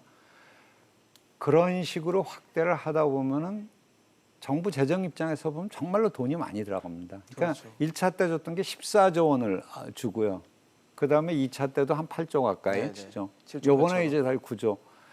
근데 그런 측면에서 보면은 또 국가 재정 부담 측면에서 보면 상당히 큰 부담이고요. 그거 그래서 다 재정 건전성 국민세- 얘기를 예, 계속 했었잖아요. 그리고 이 개인들의 이제 받는 척 입장에서 보면은 부족하고. 현실적으로 부족하고 그런 고민을 안고서 정책을 들여다보고 그래서 더더욱 아주 집중적으로 선택을 할 수밖에 없다 하는 그런 말씀을 드립니다. 사실 정부가 이렇게 지원을 벌써 3차 재난지원금까지 지원을 하려고 하면서 뭐 예비비라든지 뭐 국채라든지 그러니까 있는 거 없는 거 다 지금 바닥까지 다 긁어 쓰고 있거든요. 그럼 정부가 항상 또 특히 국간을 담당하고 있는 기획재정부에서는 늘 건전성 얘기를 했었습니다. 건전성 우려 지금 할 때라고 보세요? 예, 제가 생각할 땐 건전성에 대한 우려를 이제는 해야 될 것 같습니다. 그리고 더군다나 단순히 코로나 사태에 대한 어떤 대응책보다도 그동안 우리나라가 한 지난 2, 3년 동안 상당히 그 재정 지출 면에서 큰 변화가 오고 있거든요. 네네. 그러니까 흔히 이야기해서 40% 국가 채무가 과연 얼마나 중요하냐. 40% 자체만 가지고 보신다면은 뭐 일본이나 이런데 100% 넘고 200% 막 이러니까 거기 멀쩡하지 않냐. 근데 저희들이 보면은 경제란 것이 어떤 자기가 가는 길이 있는 것 같아요. 습관적으로. 우리나라 같은 경우에는 40% 안 되는 30몇 %에서 건강하게 계속 움직였던 거고 일본은 왠지 모르지만 100% 200%가 됐는데도 그동안 쭉 그런 체질을 만들어서 그런지 그거 가지고 견뎌냈던 것 같은데 단지 우리나라가 지금 30% 근처에서 갑자기 5년 사이에 50%로 올라간다. 이거는 상당히 위험한 것 같아요. 속도에 문제가 있다고 보시는 그렇죠. 거고요. 예. 네. 그러니까 방향이 지금 상당히 좀 안 좋은 방향이고 그 자체로. 그러니까 우리나라가 국제기관 IMF 같은 데서 항상 얘기 들었던 것이 한국은 재정 여유가 있기 때문에 좀 더 적극적으로 할 수가 있었다. 근데 저희들이 사람들도 그렇지만 저희들이 영양실조가 걸려야지 그때부터 조심할 수는 없는 거 아닙니까? 그렇죠. 미리 좀 조심해야 되는 부분들이 존재하죠. 그쪽으로 간다 그러는데 미리 조심을 해야 되는 겁니다. 영양실조가 걸린 다음부터 일을 하겠다 그러면 무슨 운동을 하겠다는 건 이미 늦은 거죠. 그런 의미에서 저희가 여태까지는 재정 건전성 때문에 여러 가지 정책 여력이 있었다 그랬는데 지금 이런 기조로 간다면 아마 몇 년 지나고 나면은 통화 정책도 요새 그렇게 효력이 없는데 재정 정책조차 잃어버리고 난 다음에 정부가 할 수 있는 일이 없어지겠죠. 없어지네요. 그건 상당히 위험한 그런 상황일 것 같습니다. 알겠습니다. 사실 뭐 지금 말씀드린 코로나19 사태와 더불어서 저희 이슈앤직설에서도 가장 좀 많이 다룬 이슈 중에 하나가 이 부동산이었습니다. 2020년 두 번째 경제 뉴스로 패닉 바잉 또 영끌이라는 신조어를 낳은 부동산 광풍을 꼽아봤는데요.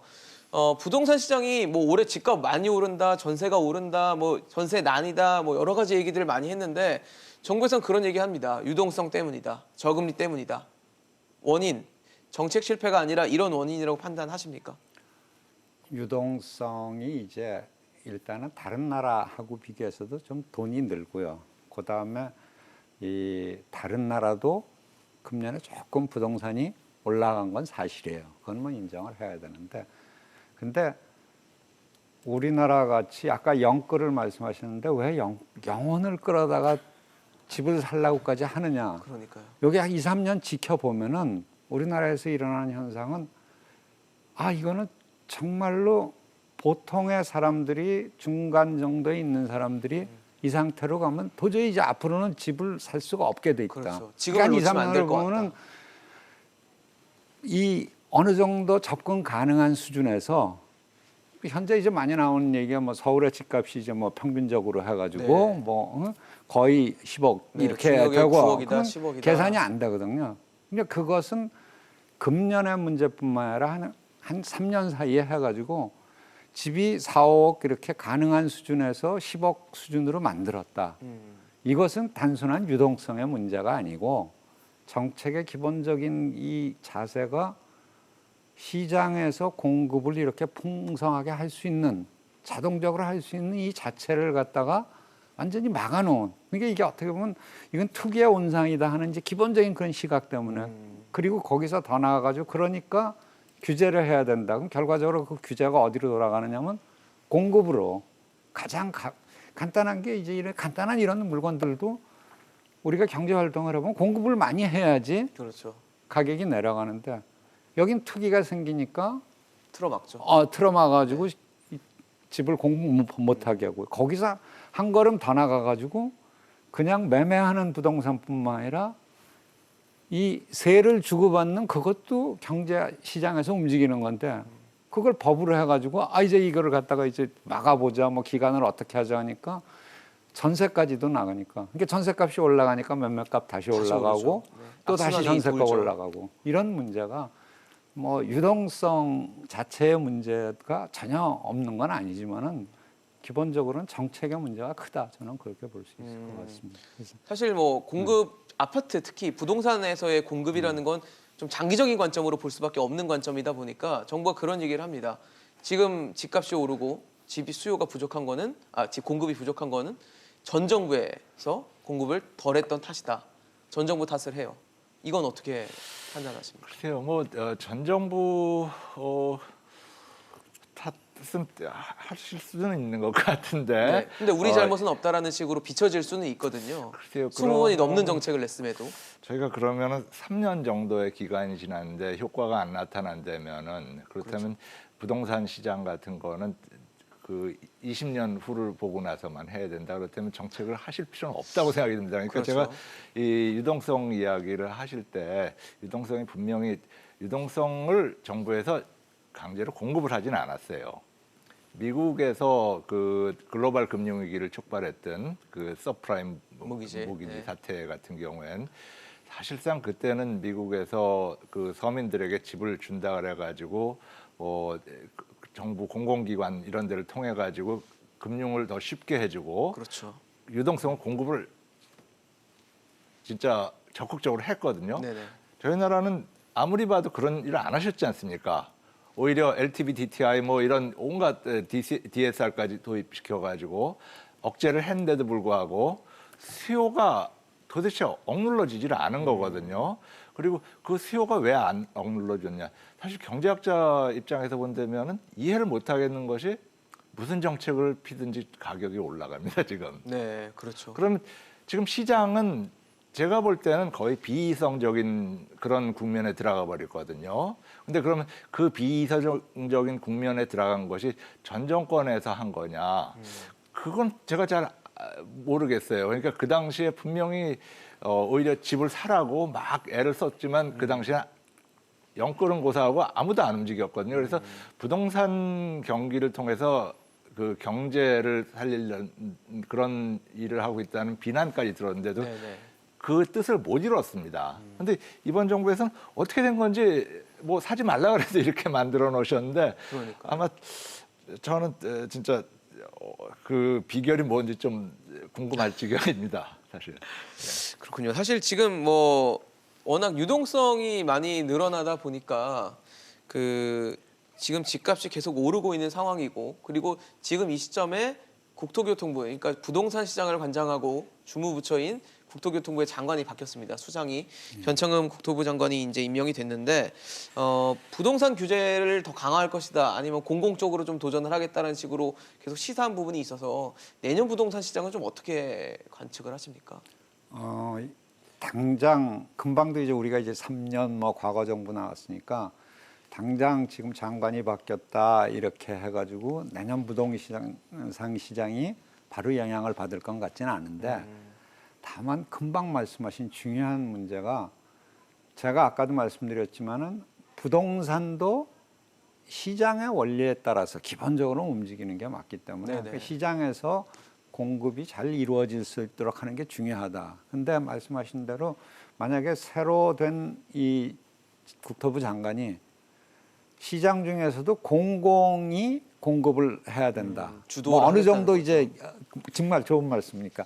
주도적으로 해야 된다. 그건 다른 말로 하면은 민간의 시장에 어떻게 긍정적인 영향을 못 줄 수도 있다 하는 그런 의미가 되기 때문에 그렇게 되면은 내년뿐만 아니라 그 다음까지도 영향을 미치고 지금의 이 나빠졌던 그런 추세를 바꾸기는 오히려 어렵지 않느냐. 아마 방송을 보시는 분들이 내년도 걱정을 또 하실 것 같다는 생각이 좀 드는데 교수님 보시기에는 내년 부동산 시장도 올해 같은 이런 흐름이 좀 이어질 거라고 보십니까? 예, 기본적으로 그런 예상을 하고 있습니다. 저희들이 어떤 경제에 대해서 의사결정을 할 때 보면은 과연 나의 그 어떤 거래 상대방이나 혹은 정책을 만드는 사람의 성향, 뭐 조금 이상하게 들릴지 모르지만 저 사람 보통 어떤 생각을 하더라. 여기에 대해서 상당히 관심을 갖습니다. 그렇죠? 그래서 사실 이번 정부 들어에 처음에 집값이 올라간 것 자체가 강남 부분에서부터 집값이 올라가기 시작했거든요. 그리고 그 당시에 언론 보시면은 이전 참여정부 뭐 이때 올라갔던 여기에 대해서 얘기들을 하기 시작해요. 그리고 어떻게 보면 그런 기대를 전혀 저버리질 않았던 것이 이번 정부인 것 같습니다. 그때 당시에 옛날에 이 집값이 올라갔었는데 저 사람들은 분명히 이런 식의 정책을 펴가지고 아마 사람들이 계속 집을 살 수밖에 없는 상황을 만들어줄 거다. 그래가지고 이제 사람들이 그렇게 움직이기 시작했고 이번 어떤 개각의 그 결과는 제가 볼 때는 적어도 모든 사람들이 생각하는 것이 규제 계속 하겠다는 얘기 하시네. 그러니까요. 그럼 뭐 지금이랑 달라질 것이 없지 않습니까? 그렇죠? 그러니까 이게 여태까지 그 가던 방향하고 전혀 다른 분. 결국은 정책이란 것도 사람이 하는 건데 그 정책의 책임자가 보통 생각하는 것이 그리고 이미 나와가지고 다 얘기하셨어요. 청문회나 뭐 이런 과정에서 규제 계속 해야 된다고 생각한다. 그럼 이 시장 참여자들로서는 뭘 생각해야 되느냐면 그럼 사람들 다들 그거 알 텐데 어떻게 할까? 그럼 나도 빨리 또 사야 되겠네. 이 생각밖에 못 하는 거죠. 예. 그렇죠. 그럼 또 다시 영끌이나 이런 것들이 또 반복될 수도 제가 있겠다는. 볼 때는 그럴 가능성이 좀 큰 것 같습니다. 사실 올해 뭐 아까 정부에서 유동성과 저금리 얘기를 했는데 유동성과 저금리 상황이 부동산 시장에만 영향을 준 게 아닙니다. 증시도 올해 가장 눈길을 끌 수 있는 이슈 중에 하나였는데 그래서 저희가 세 번째 뉴스로 이 사상 최고치를 계속 경신하고 있는 이 증시 호황을 좀 꼽아봤습니다. 현재 코스피는 2,800선 돌파했고 뭐 3,000선까지도 내다보고 있는데 어떠세요? 지금 이사장님 보시기에는 좀 다소 버블이 껴있다라고 판단하십니까? 현재 지금 실물 경제랑은 좀 다르거든요. 단답형으로 이렇게 말씀드리면 모릅니다. 우선 알면은 제가 이 자리에 안 앉아 있고 가서 주식 사거든요. 어느 쪽으로 가는가. 그러니까 제가 배운 경제학의 기초 지식은 특히 이제 주식 시장 같은 것은 많은 사람들이 참여를 하고 그 많은 사람들이 모든 인포메이션을 다 가지고 앞으로 잘 될 거다 못 될 거다 금방 다 가지고 양쪽에서 참여를 하기 때문에 제가 보는 경제학 지식은 어디로 튈지 잘 모른다는데 방송에서는 그렇지가 않죠. 방송에서는 그래도 그걸 예측을 해줘야지 그래야지 좀 수요도 되고 그런데 방송에서 그래서 이제 투자 전문가들이 있지 않습니까? 그렇죠. 특히 고음막 그런 분들이 나와서 올라간다고 얘기하는 분들 쫙 해가지고 또 분석을 하고 또 반대로 생각하는 분들이 있어가지고 그러니까 방송에서는 수요가 있는 건 틀림없는데 저는 잘 모르고요. 다만 한 가지 중요한 것은 그런 점에서 이제 정부가 수치를 언급하는 거는 상당히 위험하다고 봅니다. 특히 정부 당국자가. 왜냐하면 많은 그 시장 그렇죠. 참여자가 있는데 정부 당국자가 이제 3천이 될 것이다. 3천 그렇게 되면 그걸 보고 사는 거거든요. 그럼 그렇죠. 시장에 영향을 주고 관련해서 한 가지만 좀 말씀드리면 이제 예. 동학개미라는 말이 이제 많이 나오고 있는데 네, 네. 동학개미가 또 좋게 보면은 이제 많은 사람들이 우리나라가 이제 이 자본시장이 아직 뭐 완전히 선진국하고 같지는 않으니까 자본시장을 참여하게 이렇게 하는 이제 그런 긍정적인 의미가 있는 거기까지는 좋은데 관심을 갖게 했죠. 이게 무슨 애국의 운동이다 이렇게까지 하는 것도 상당한 위험한 작업인데 그래도 그 밑바탕에서는 아까 내가 이걸 투자를 해가지고 이제 내가 득을 보겠다 하는 그런 게 있고 그 상호작용이 있는 그렇겠죠. 거거든요. 근데 예. 이거는 이제 애국운동하고 이렇게 같이 간다 이렇게 생각하면 또 이제 왜곡이 있을 수 있기 때문에 그렇게 좀 말씀을 드리고 싶습니다. 사실 뭐 지금 전 세계 정부가 다 돈풀기에 나서고 있어서 전 세계적으로 유동성 과잉 상태라고 봐야 되는데 그래서 증시 뭐 미국 증시도 굉장히 많이 폭등한 상황을 연출을 했어요. 근데 언젠가는 이 돈풀기가 끝이 날 겁니다. 유동성이 언제까지 그렇죠. 확산될 수만은 없는 상황인데 예. 끝난 이후에 이 충격을 막아내고 연착륙할 수 있는 방안도 뭐 그때 가서 고민하면 너무 늦으니까 지금부터라도 좀 준비를 해놔야 되는 게 아닌가 싶은데 어떻게 보세요, 교수님? 예, 사실은 그 부분이 상당히 어려운 것 같습니다. 지금 최근에 한 2008년 금융위기 이후로 미국에서 저금리 정책을 핀 이후로 네네. 확장적인 어떤 통화 정책 때문에 결과적으로 통화 정책이 효력을 잃었습니다, 완전히. 제 기능을 못 하게 됐군요. 예. 그리고 제가 볼 때는 이 저금리를 계속 유지할 수밖에 없었던 것이 경기가 제대로 올라가지는 않고 있거든요. 사실은 돈을 푼 것에 비하면 상당히 경기가 안 올라갔습니다. 그런데 네네. 저희들이 이제 아까 이사장님 말씀하신 어떤 경제 이론에서 이야기하는 주식값과 어떤 이 다른 경제 변수들과의 관계를 보시면은 결국은 실물 시장에서 주식이란 것이 뭐냐하면 제가 그 회사의 주권을 가지고 있기 때문에 거기서 배당금을 받아가지고 그 소득을 올릴 수가 있다는 얘기인데 결과적으로 그 소득이 안 오면은 제가 이 물건 산 거는 아무런 의미가 없어지거든요. 그리고 조만간 이제 그것을 확인할 시간이 오겠죠. 근데 그때 만약에 소득이 발생이 안 된다면은 우리 이거 물건 잘못 샀네 이 얘기가 나오게 되겠죠. 그렇죠. 근데 저희들이 또 하나 그 자산 시장의 가장 큰 위험이 올라갈 땐 차곡차곡 올라가지만 내려갈 땐 그냥 굴러떨어져 버립니다. 맞아요. 금매가 벌어지기 시작하면은 막 쏟아지죠. 투매가 네. 되고 이것이 결국 금융위기나 이런 쪽으로 이어질 가능성이 있거든요. 그리고 저희 나라 같은 경우에도 가계부채나 이런 것이 현재까지 보시면 사실은 우리나라 가계부채 같은 경우에 좀 영세 계층보다는 있는 사람들이 집 사고 이러는데 많이 갖다 넣어놨기 그렇죠. 때문에 네네.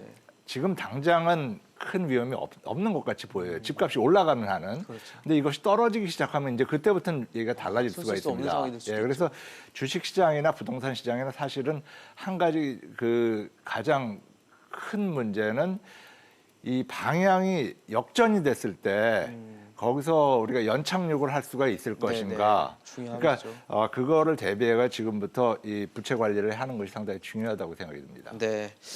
알겠습니다. 이번에 네 번째 이슈도 체크해 보도록 하겠습니다. 뭐 산업계 이슈를 좀 잡아봤는데요. 가장 큰 산업계 이슈로 꼽으면 아마 고 이건희 삼성그룹 회장의 별세일 겁니다. 뭐 상당히 10월달 말이었죠. 10월 25일이었는데 충격적이었어요. 사실 이건희 회장이 우리나라 경제에 미쳤던 영향이 어마어마했던 인물이기 때문에 이 고 이건희 회장의 영향력 한번 복기를 해주시죠. 예, 우리가 이제 이 기업들이 가지고 있는 이제 대한민국의 이미지가 뭐 크게 보면 두 가지거든요. 하나는 하여튼 우리 경제를 이끌었다. 또 한편으로는 왜 나는 돈이 적은데 저 사람들만 돈이 많으냐. 근데 그렇죠. 이제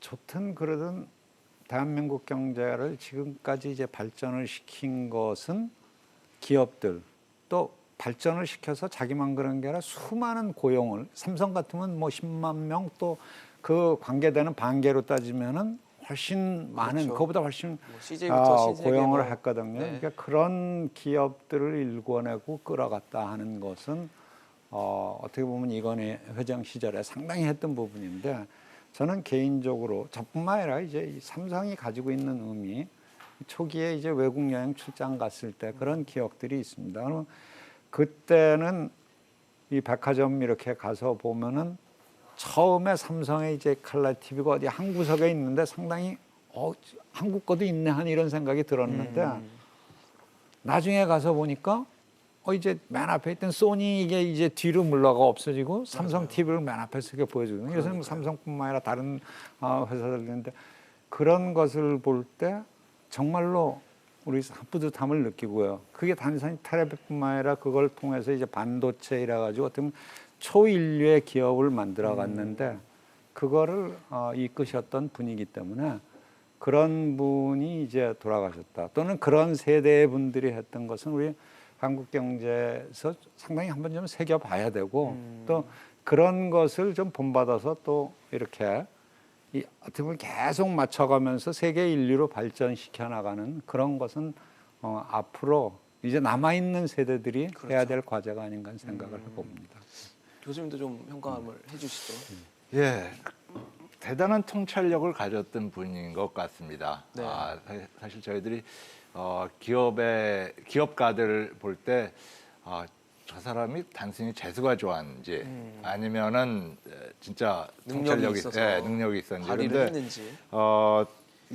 이건희 회장이나 또 돌아가신 스티브 잡스 같은 경우에는 저희들이 거기를 재수로 치부하기에는 그 그럴 수가 성과 없죠. 자체가 상당히 혁신적인 것도 많고요. 오래되고 고르거든요. 그런 의미에서 참 통찰력이 대단한 분이었고 그런 분이 가신 것이 참 저희들로서는 큰 손실이었다는 생각이 듭니다. 네, 예. 뭐 제게 별이 졌다라는 네. 표현을 언론에서도 많이 썼었습니다.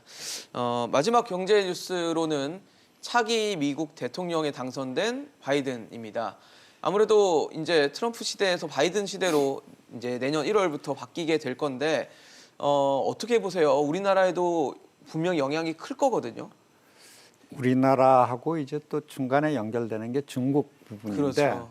그러니까 이제 중국에 대해서 어떻게 하느냐가 상당히 중요할 것 같습니다. 그러니까 트럼프 대통령은 중국을 때리면서 근데 중국을 때리면서 유럽도 때리고 또 어떨 때는 한국도 때리고 그래가지고 사실은 좀 이게 어떻게 보면 어디로 튈지 알 수 없었거든요. 그렇죠.